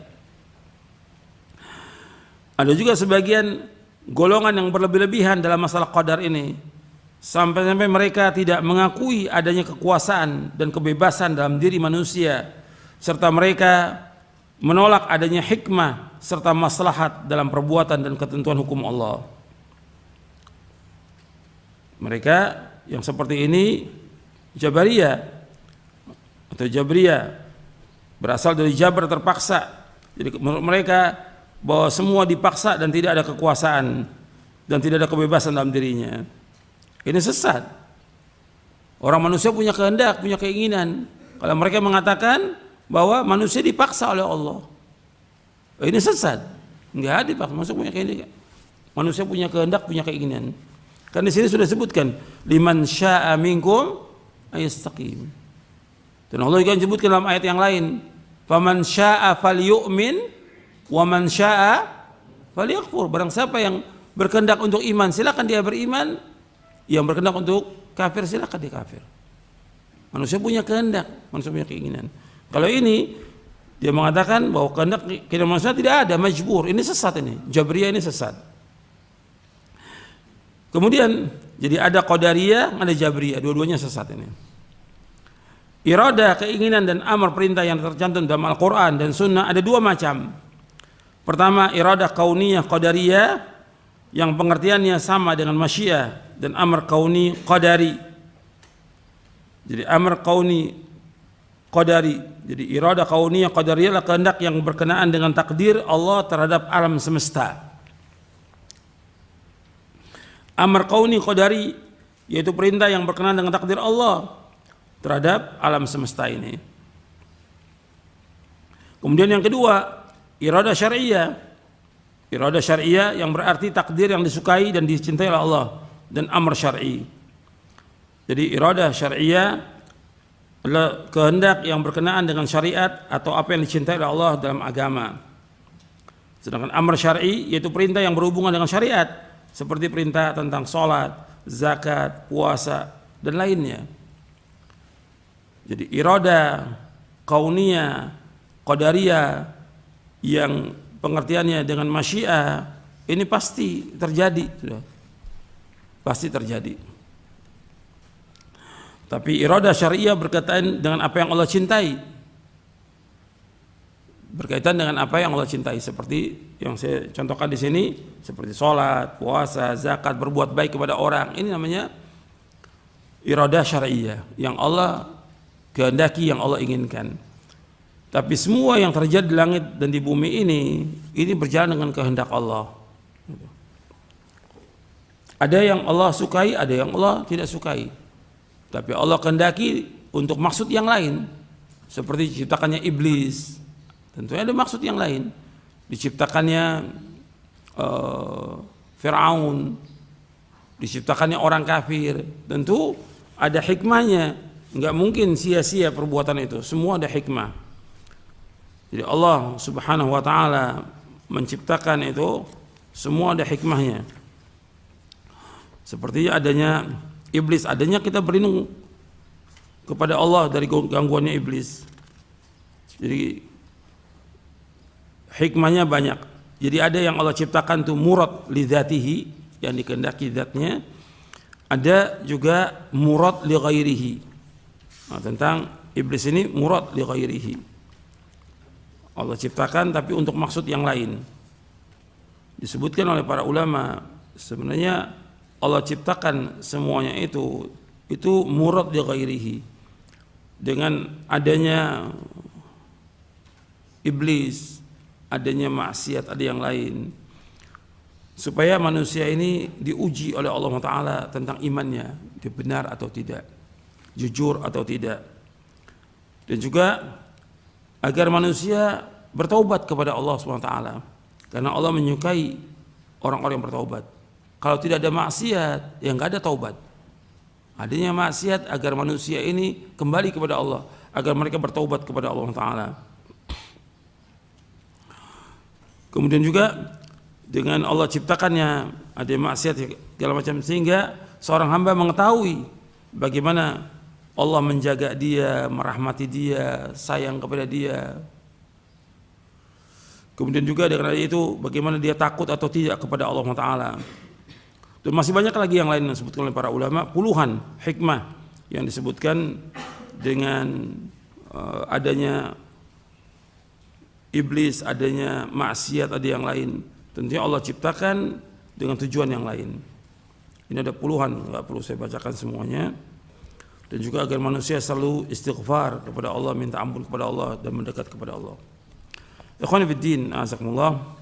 Kita lanjutkan, ini belum selesai. Ahlussunnah menetapkan bahwa makhluk dengan segala tingkah lakunya adalah ciptaan Allah. Hanya Allah yang Maha Pencipta. Allah yang menciptakan tingkah laku dan perbuatan mereka.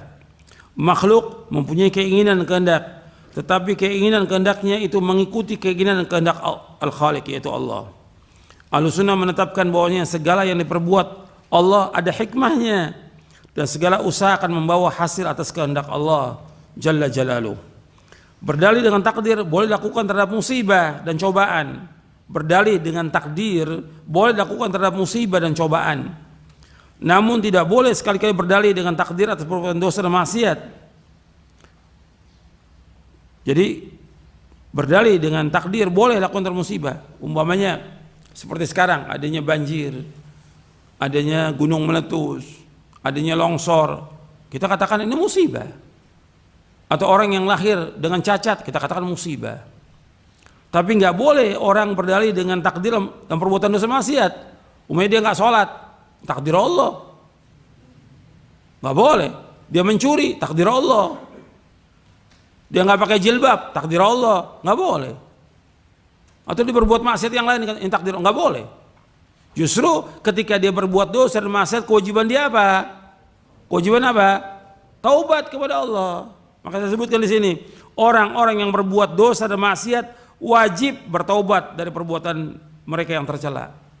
Bukan bersandar dengan takdir, tapi wajib mereka bertaubat kepada Allah.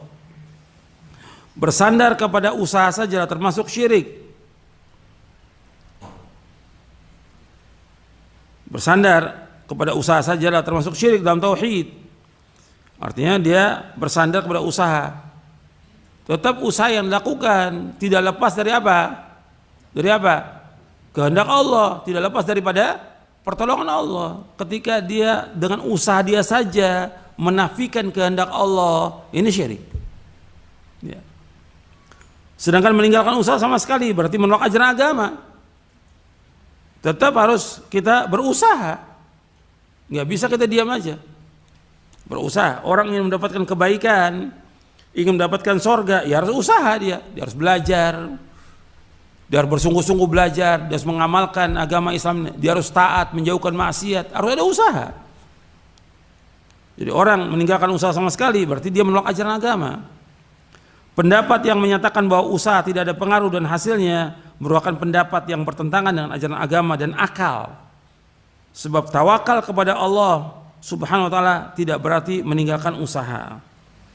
Tetap dia harus tawakal kepada Allah, tapi juga harus usaha dan mengambil sebab.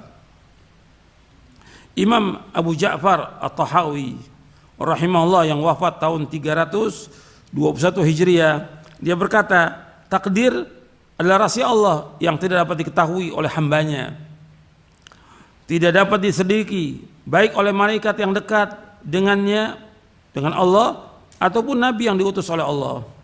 Memberat-beratkan diri untuk menyelidiki hal itu adalah jalan menuju kehinaan, terhalangnya ilmu dan membawa kepada sikap melewati batas dan penyelewengan.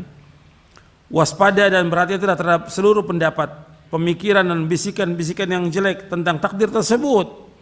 Sesungguhnya Allah Jalla Jalaluh telah menutup ilmu tentang takdirnya agar tidak diketahui oleh makhluknya dan melarang mereka untuk mencoba menggapainya. Sebagaimana Allah berfirman dalam surah Al-Anbiya ayat 23, la yus'alu amma yaf'alu wa hum yus'alun.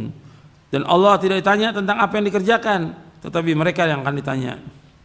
Barang siapa yang bertanya, kenapa Allah melakukannya? Kenapa Allah berbuat begini? Maka sungguh ia telah menolak hukum dari Al-Quran. Dan barang siapa yang menolak hukum Al-Quran, maka ia termasuk orang kafir. Jadi nggak boleh bertanya, kenapa Allah ciptakan ini? Kenapa Allah berbuat begini? Kenapa Allah takdirkan begini? Gak boleh bertanya. Kita wajib mengimani semuanya. Manusia tidak boleh bertanya, mengapa Allah berbuat begini? Kenapa Allah takdirkan begini dan begitu? Kewajiban manusia mengimani takdir yang baik dan buruk, dan wajib mereka mengamalkan apa yang diperintahkan oleh Allah Subhanahu wa taala dan Rasulnya sallallahu alaihi wasallam dan menjauhi larangannya.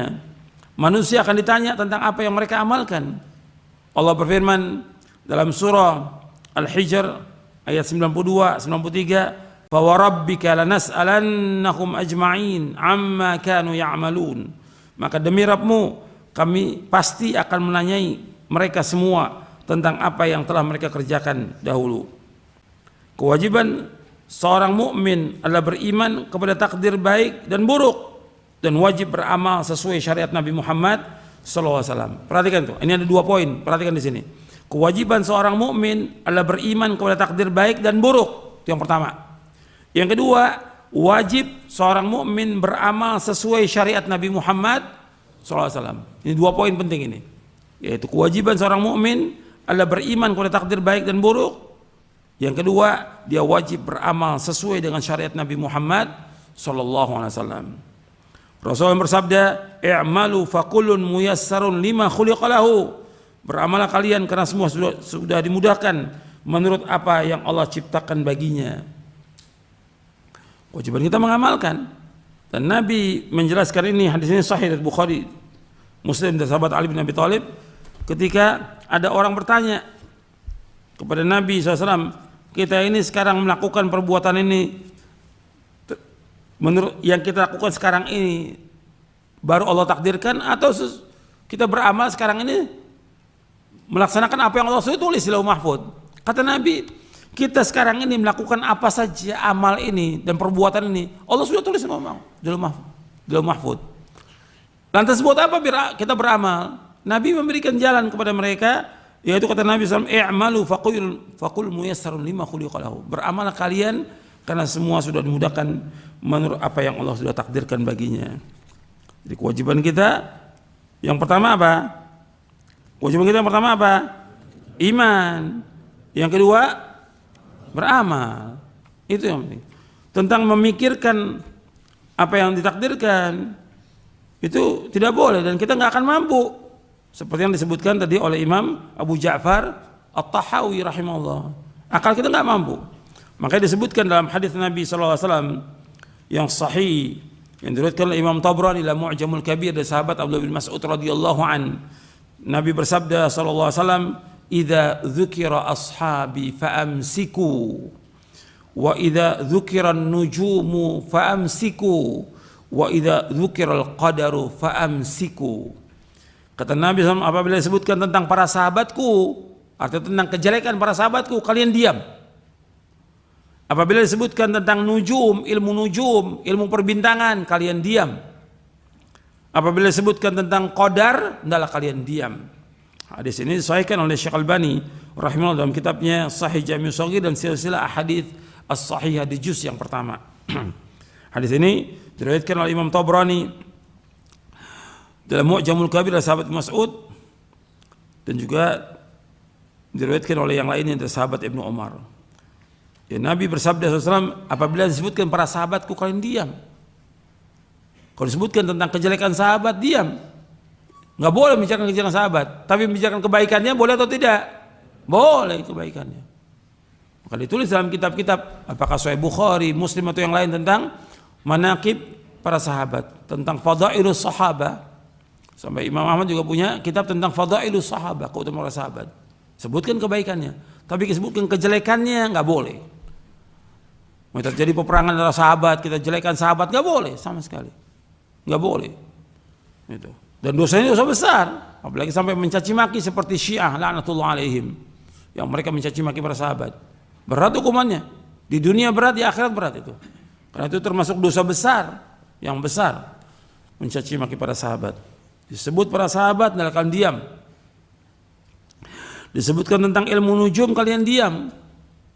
Artinya orang-orang jahiliyah itu biasa mengkaitkan apa yang terjadi, hujan atau petaka atau keberuntungan, dengan bintang. Bintang nggak punya urusan. Yang punya itu siapa? Allah yang mengatur alam semesta. Kalau dikaitkan dengan bintang, oh ini karena bintang ini terjadi begini, ini karena bintang ini terjadi begini, sampai berkaitan dengan nasib manusia. Sampai manusia tulis nasibnya dengan bintang. La haula wala quwwata billah. Yang menentukan nasib itu bukan bintang, siapa? Allah. Kok ditulis tuh? Ya, bintangnya ini tulis oleh dia. Ini nggak boleh. Ini sesat dan menyesatkan ini. Bahwa tentang nasibnya manusia yang tentukan Allah SWT. Tentang takdir itu yang tentukan Allah, bukan bintang. Orang jahiliyah mengaitkan dengan bintang. Kita harus tinggalkan itu perbuatan jahiliyah. Seperti hujan, karena bintang ini, nggak ada urusan dengan bintang. Yang menurunkan hujan Allah SWT, nggak ada kaitan dengan bintang. Wa idza dzukira al-qadar famsiku, apabila disebutkan qadar kamu diam. Artinya disebutkan qadar yang membahas tentang dalam bertanya kenapa begini, kenapa, itu nggak boleh. Kita harus diam. Tapi membahas ilmiah seperti yang kita bahas sekarang, kita bawakan bahwa qadar itu ada 4 tingkatan, kita bahas dalilnya, hadisnya, bagus sehingga orang tahu. Makanya saya sebutkan kewajiban kita 2. Yang pertama mengimani qadar baik dan buruk, yang kedua beramal sesuai dengan syariat Nabi Muhammad SAW. Itu tugas kita sebagai seorang hamba. Bab Nabi menyuruhnya apa? I'malu. Nabi menyuruhnya i'malu. Bukan Nabi menyuruh tafakkaru, bukan. Suruh pikirkan, bukan. Nabi gak suruh pikirkan. Nabi suruh apa? I'malu. Amalkan. Tugas kita mengamalkan. Ini tentang berkaitan dengan qadar. Kemudian ikhwan fiddin, selesai sudah ini berkaitan dengan qadar. Saya akan bawakan satu hadis Nabi sallallahu alaihi wasallam.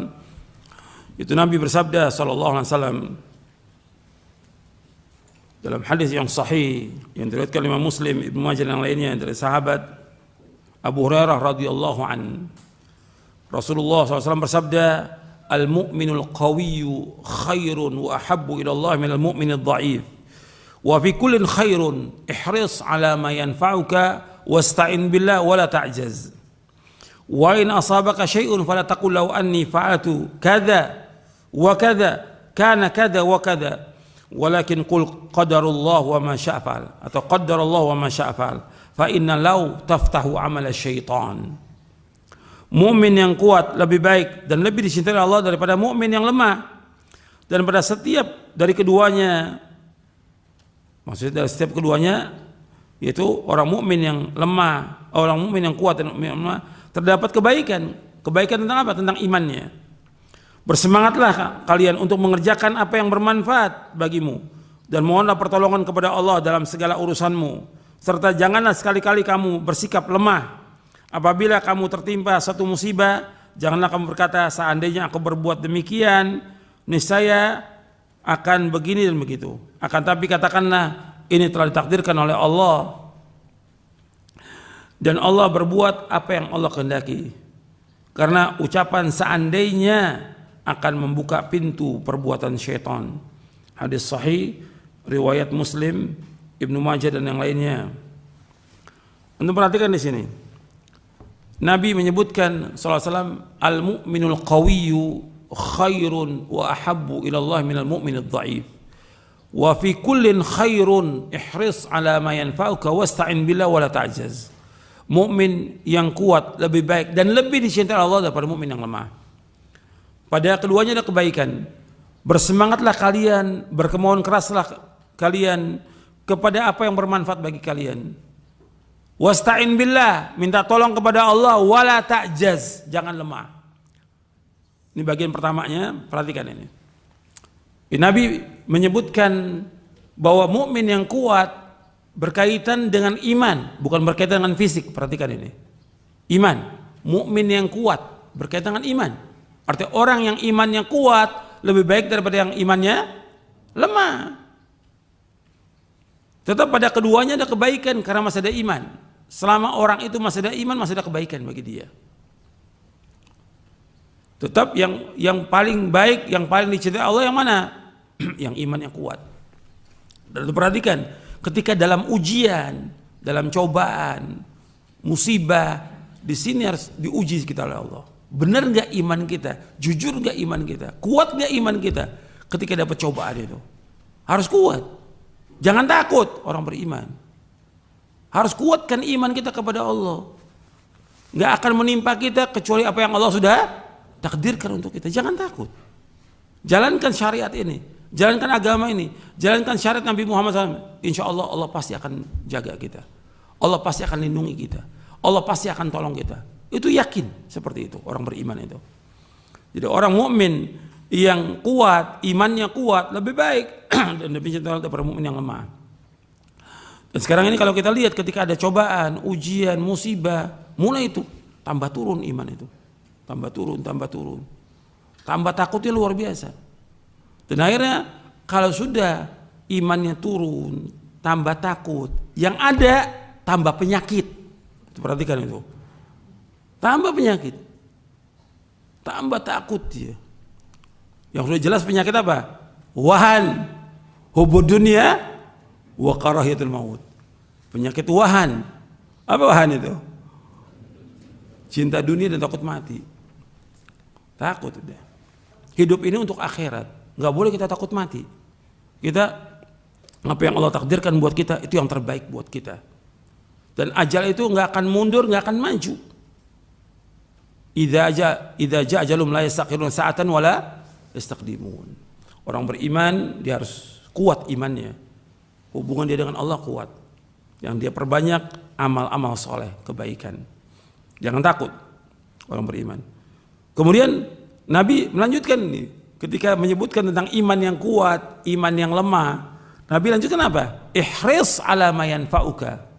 Ihris, berkemauan keras kepada yang bermanfaat bagi kamu.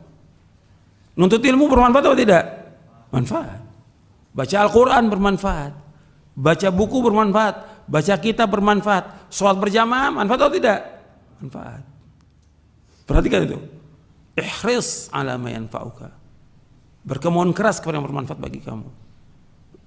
Bersedekah, menolong orang yang susah, orang yang miskin, membantu mereka. Ini manfaat. Berkemauan keras. Bangun di tengah malam, puasa. Itu harus semangat, nggak boleh lemah. Harus semangat. Semua ini manfaat. Ihris ala ma yanfa'uka. Berkemauan keras kepada yang bermanfaat.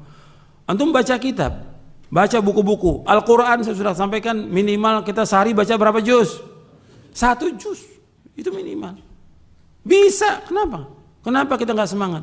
Orang maksiat semangat. Orang kerja ngejar dunia semangat. Dari sebelum subuh berangkat. Pulang malam dia. Untuk ngejar dunia. Kita harus semangat dalam ibadah kepada Allah. Yang kita cari apa? Sorga yang kita cari. Semangat harus. Ihris ala ma yanfa'uka.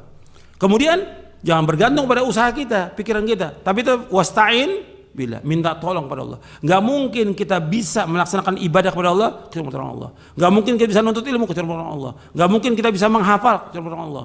Gak mungkin kita bisa melaksanakan ketaatan kecuali pertolongan Allah. Gak mungkin kita bisa bangun tengah malam kecuali pertolongan Allah. Gak mungkin kita bisa menolong orang lain kecuali dengan pertolongan Allah. Itu ingat itu. Bahwa semua yang kita kerjakan itu dengan sebab pertolongan Allah. Kita bisa duduk di majelis ini, saya bisa ngajar, Anda bisa duduk karena Allah yang tolong. Kalau Allah nggak tolong nggak bisa datang ke tempat ini. Itu ingat tuh. Semuanya Allah. Semua kembalikan keutamaan kepada Allah. Allah yang punya keutamaan semuanya. Lahul fadl wa lahul hamd. Gitu. Bagi Allah keutamaan, bagi Allah semua pujian. Bahwa kita pada hakikatnya melaksanakan apa yang Allah perintahkan. Tapi semua Allah yang tolong kita. Itu perhatikan itu. Jangan kita bangga dengan diri kita, jangan sombong. Jangan ujub dengan diri kita, jangan ujub dengan amal kita. Kita bisa melakukan perbuatan amal-amal soleh karena Allah yang tolong kita. Wasta'in billah, minta tolong. Maka ayat yang paling utama dalam Al-Quran, intinya Al-Quran dari semuanya, iyyaka na'budu wa iyyaka nasta'in. Hanya kepada Engkau ya Allah kami beribadah, hanya kepada Engkau saja ya Allah kami mohon pertolongan. Hanya kepada Allah kita ibadah hanya kepada Allah, dan kita minta tolong hanya kepada Allah, nggak ada yang lain. Jangan minta tolong kepada makhluk, jangan minta tolong kepada Allah, dan jangan minta-minta kepada manusia. Makanya Nabi mengarahkan ke Ibnu Abbas radhiyallahu an, mendidik Ibnu Abbas, idza sa'alta fas'alillah wa idza sta'anta fasta'in billah. Apabila engkau minta hanya kepada Allah saja. Apabila engkau minta tolong hanya kepada Allah. Ini orang beriman. Jangan mengharap pada manusia, jangan minta-minta pada manusia, jangan. Haram hukumnya. Ini sudah banyak sekarang orang-orang yang minta-minta kepada manusia, jangan. Minta kepada Allah. Ini tauhid, Gitu. Ini pelajaran tentang tauhid yang harus dia ulangi lagi. Kemudian wala ta'jaz, jangan lemah. Gak boleh orang beriman itu lemah.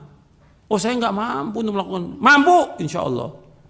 Saya baca 1 juz nggak mampu, insya Allah. Bisa. Kenapa nggak luangkan waktu untuk baca?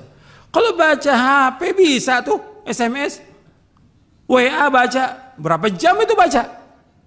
Kok Quran nggak bisa dibaca satu juz? Kenapa nggak bisa? Al-Quran nggak bisa dibaca. Baca HP bisa, WA bisa, SMS bisa, yang lain bisa. Kenapa baca Quran nggak bisa 1 juz sehari? Kenapa nggak bisa baca tafsirnya? Kenapa nggak bisa baca terjemahnya? Kenapa nggak bisa? Bisa, nggak boleh lemah kita. Oh saya nggak mampu, saya nggak bisa. Bisa, harus bisa. Orang beriman tuh harus semangat dia. Nggak boleh lemah. Orang beriman tidak boleh lemah. Nggak boleh malas. Karena Nabi berlindung pada Allah. Allahumma inni a'udzubika minal ajzi wal kasali wal jubni wal bukhli wal harami wa azabil qabr. Allahumma ati nafsi taqwaha wa zakkiha anta khairu man zakkaha anta wali wa maulaha. Allahumma inni a'udzubika min ilmin la yanfa' wa min qalbin la yakhsha' wa min nafsin la tashba' wa min da'watin laysa jawla. Ada dalam buku doa dan wirid. Ya Allah, aku berlindung pada Engkau dari sifat lemah, sifat malas, sifat pengecut, penakut, sifat bakhil, dan aku berlindung pada Engkau dari umur pikun, dan aku berlindung pada Engkau dari azab kubur. Ya Allah, berikanlah kepada hatiku ketakwaannya. Bersihkan hatiku ya Allah, karena Engkaulah yang dapat membersihkannya. Engkaulah penolongnya, Engkaulah pelindungnya. Ya Allah, aku berlindung pada Engkau dari ilmu yang tidak bermanfaat, dari hati yang tidak pernah khusyuk, dari nafsu yang tidak pernah puas, dan dari doa yang tidak dikabulkan. Hadis sahih dari Imam Muslim dan Nasai. Ya perhatikan ini. Jadi kita berkemauan keras, minta tolong pada Allah, jangan apa? Jangan lemah. Jangan lemah, jangan malas, jangan. Kemudian kita lanjutkan potongan yang kedua. Wa in asabaka syai'un fala taqul law anni fa'altu kada wa kada kana kada wa kada walakin qul qadarullah ma syaa fa'al fa inna law taftahu min syaitan. Dan apabila engkau tertimpa sesuatu, tertimpa musibah, bencana, petaka, penyakit, ya, jangan kamu berkata seandainya aku berbuat demikian, saya akan begini begitu. Tapi katakanlah Allah sudah takdirkan dan Allah berbuat apa yang Allah kehendaki, karena ucapan seandainya akan membuka pintu perbuatan setan. Jadi kalau kita kena musibah, petaka, penyakit, jangan berandai-andai. Coba kalau tadi malam saya minum obat, ya nggak sakit seperti ini. Sudah Allah takdirkan dia sakit. Anaknya umpamanya sakit malam itu, dia kasih obat, dia tidak bawa ke rumah sakit. Dia berkata, meninggal anaknya umpamanya ini. Coba kalau saya bawa ke dokter tadi malam, hidup anak ini. Enggak, sudah ajal. Jangan berandai-andai. Gitu. Dia umpamanya sekarang di rumah, kemudian dia keluar naik motor. Qadarullah, jatuh dia. Dia katakan, coba kalau saya tidak keluar dari rumah, nggak jatuh ini. Allah takdirkan, nggak boleh berandai-andai dengan apa yang sudah terjadi. Paham nggak sampai sini? Paham ya? Jadi berandai. Coba kalau saya nggak begini, nggak akan terjadi. Kalau saya begini, sampai juga kadang-kadang dulu dia berbuat dosa dan maksiat, sudah taubat. Coba kalau dulu saya nggak berbuat maksiat, nggak begini. Sudah terjadi, Allah sudah takdirkan. Itu seperti itu. Jadi jangan berandai-andai terhadap yang. Karena apa? Akan membuat kita terus menyesal nantinya. Menyesal. Coba kalau saya tadi bawa ke rumah sakit yang nggak meninggal anak ini, menyesal terus dia, sedih terus. Ini setan. Ini apa? Setan membuka pintu setan. Setan membuat manusia selalu apa? Selalu sedih, selalu gundah gulana, selalu risau. Itu setan yang membuat begini. Selalu menyesal dengan yang lalu. Taubat, iya, ketika kita berdosa menyesal. Tapi terus menerus dalam penyesalan nggak boleh. Sehingga apa? Terus menerus dalam penyesalan membuat kita apa? Lemah nantinya. Lemah. Itu setan luar biasa menggoda manusia. Jadi ingat tuh, jangan berandai-andai. Kalau udah kena penyakit, musibah, petaka, bencana, kematian, Allah sudah takdirkan. Qadarullah wa ma syaa fa'al. Jadi ketika terjadi kita keluar rumah, qadarullah, jatuh umpamanya, qadarullah wa ma syaa fa'al.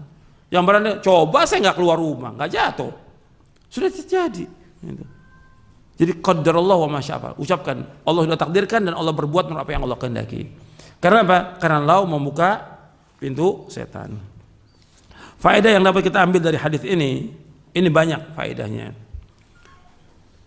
Kalau antum mau catat boleh, kalau mau lihat nanti syarah kitab tauhid boleh antum lihat.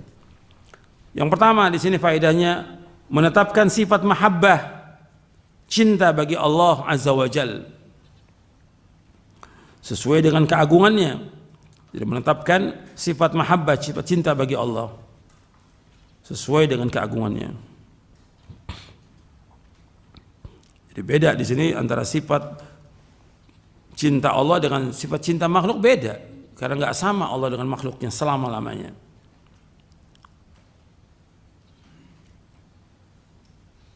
Kemudian yang kedua, bahwa kecintaan Allah kepada kaum mukminin itu bertingkat-tingkat dan berbeda-beda. Kecintaan Allah kepada kaum mukminin itu bertingkat-tingkat dan berbeda-beda.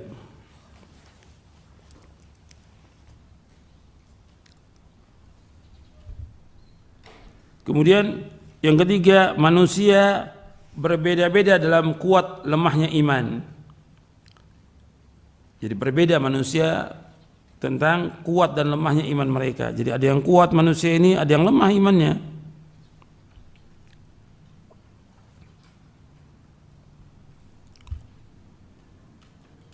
Yang keempat, iman adalah perkataan dan perbuatan. Iman adalah perkataan dan perbuatan. Bertambah dengan ketaatan dan berkurang dengan sebab perbuatan dosa dan maksiat.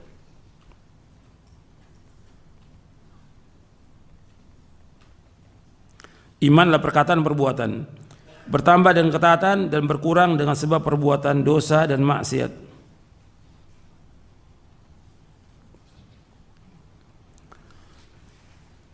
Yang kelima, seorang mukmin hendaknya berusaha untuk mencapai derajat iman yang kuat.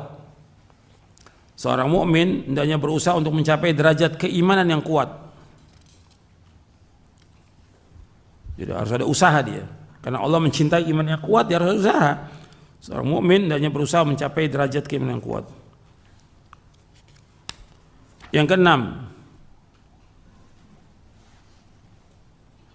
kuat dan lemahnya iman itu, kuat dan lemahnya iman itu tergantung kepada usaha seseorang dalam berjihad melawan hawa nafsunya dalam menjaga ketaatan kepada Allah. Kuat dan lemahnya iman itu tergantung kepada usaha seseorang dalam berjihad melawan hawa nafsunya dalam menjaga ketaatan kepada Allah.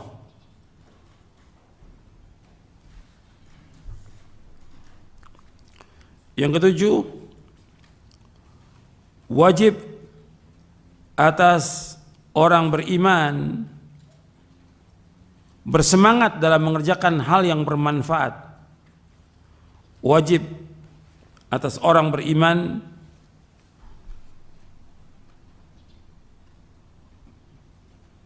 bersemangat dalam mengerjakan hal yang bermanfaat dengan minta tolong kepada Allah. Dengan minta tolong kepada Allah.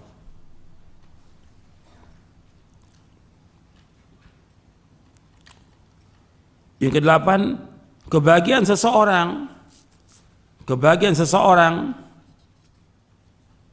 terletak dalam semangatnya. Kebahagiaan seseorang terletak dalam semangatnya untuk mengerjakan hal-hal yang bermanfaat untuk dunia dan akhiratnya. Kebahagiaan seseorang terletak dalam semangatnya untuk mengerjakan hal-hal yang bermanfaat untuk dunia dan akhiratnya.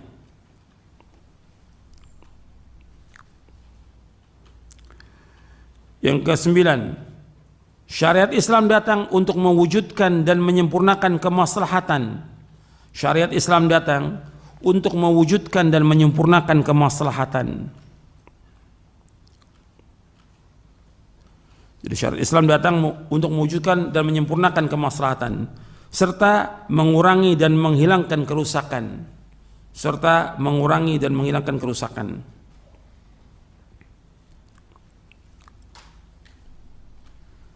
Yang ke-10, tidak pantas bagi orang yang berakal, tidak pantas bagi seorang yang berakal mengerahkan usahanya untuk hal-hal yang tidak bermanfaat. Tidak pantas bagi seorang yang berakal mengerahkan usahanya untuk hal-hal yang tidak bermanfaat. Jadi ini untuk yang ke-10 saya jelaskan sedikit aja. Orang yang berakal nggak boleh dia mengerahkan usaha atau pikirannya, tenaganya untuk hal yang nggak bermanfaat. Membicarakan hal-hal yang ada sekarang ini tentang gosip, tentang politik, nggak ada manfaatnya buat dia. Habis waktunya dia. Atau dia baca atau nonton berita-berita yang baru, nggak ada manfaatnya buat dia. Atau demo, nggak ada manfaatnya buat dia. Membicarakan politik atau masuk di medan politik, nggak ada manfaat buat dia. Karena masalah apa ini? Masalah keduniaan yang kecil, yang rendah. Gitu. Dan juga masalah ketamakan manusia kepada dunia, nggak ada manfaatnya buat dia. Jadi ingat tuh, orang yang berakal kerahkan usaha untuk yang bermanfaat. Kalau bermanfaat dikerjakan, kalau enggak jangan. Karena Nabi bersabda SAW, min husni islamil mar'i tarkuhu ma la ya'ni. Kebaikan Islam seorang meninggalkan apa yang tidak bermanfaat. Apa aja? Bentuknya omongan, bentuknya tulisan, bentuknya pekerjaan, bentuknya permainan, atau apa yang enggak bermanfaat tinggalkan. Tinggalkan. Itu orang berakal harus mengerjakan. Kita hidup untuk akhirat. Waktu kita berharga akan ditanya Allah di hari kiamat. Setiap detik kita, setiap menit kita, setiap langkah kita harus membuahkan manfaat dan mendapatkan ganjaran pahala. Jangan berbuat dosa. Itu perhatikan orang beriman seperti itu. Yang ke-11, hendaknya seorang bersabar dan menguatkan kesabaran. Hendaknya seorang itu bersabar dan menguatkan kesabaran. Sebab hidup ini ujian, cobaan. Cobaan, ujian dihadapi dengan apa? Dengan sabar. Ini sudah kita bahas hadisnya tentang syukur dan sabar. Orang ini bersabar ketika dapat cobaan, ujian, musibah, sabar. Jadi sabar itu sampai kapan? Sampai mati. Kan sabar itu artinya sabar dalam ketaatan. Apa ketaatan itu berhenti? Enggak, terus sampai mati. Sabar dalam menjauhkan perbuatan dosa dan maksiat sampai kapan? Sampai mati. Yang ketiga, sabar dalam apa? Dalam menghadapi cobaan, ujian yang pahit. Kan 3 itu kata Ibnu Qayyim. Sabar tuh. Sabar dalam ketaatan, ketaatan kan terus sampai mati. Allah berfirman kepada Nabi Muhammad SAW di akhir surah Al-Hijr, wa'bud rabbaka hatta ya'tiyakal yaqin. Beribadah kepada Allah sampai datang kepada kamu al-yakin al-maut, sampai mati. Ibadah itu, taat itu sampai mati. Yang kedua, menjauhkan dosa maksiat terus sampai kita mati. Sabar dalam menjauhkan dosa maksiat. Yang ketiga, sabar dalam menghadapi cobaan, ujian, musibah yang pahit ini. Harus sabar. Kemudian yang ke-12, dan Allah sebutkan tentang sabar ini dalam surah Ali Imran ayat yang terakhir, ayat 200. Ya ayyuhalladzina amanu sabiru wa sabiru wa rabitu wa taqullaha lakum tuflihun. Yang ke-12, penyesalan terhadap sesuatu yang telah terluput tidak akan dapat mengembalikannya. Penyesalan terhadap sesuatu yang telah terluput tidak akan dapat mengembalikannya. Jadi kita menyesal dengan apa yang dulu, yang berlalu, nggak manfaat. Yang ke-13, penyesalan atas sesuatu yang luput termasuk jeratan setan. Penyesalan atas sesuatu yang luput termasuk jeratan setan. Penyesalan atas sesuatu yang terluput adalah termasuk jeratan setan. Yang ke-14, seorang muslim yang ditimpa sesuatu yang ia tidak sukai, seorang muslim yang ditimpa sesuatu yang tidak disukai, maka hendaklah dia mengatakan qadarullah wa ma syaa fa'al, atau qaddarallah wa ma syaa fa'al. Ini Allah sudah takdirkan dan Allah berbuat apa yang Allah kehendaki. Jadi tertimpa sesuatu yang tidak disukai ya, kita mengucapkan qadarullah ma syaa fa'al. Yang ke-15, wajib beriman kepada qada dan qadar, baik dan buruk.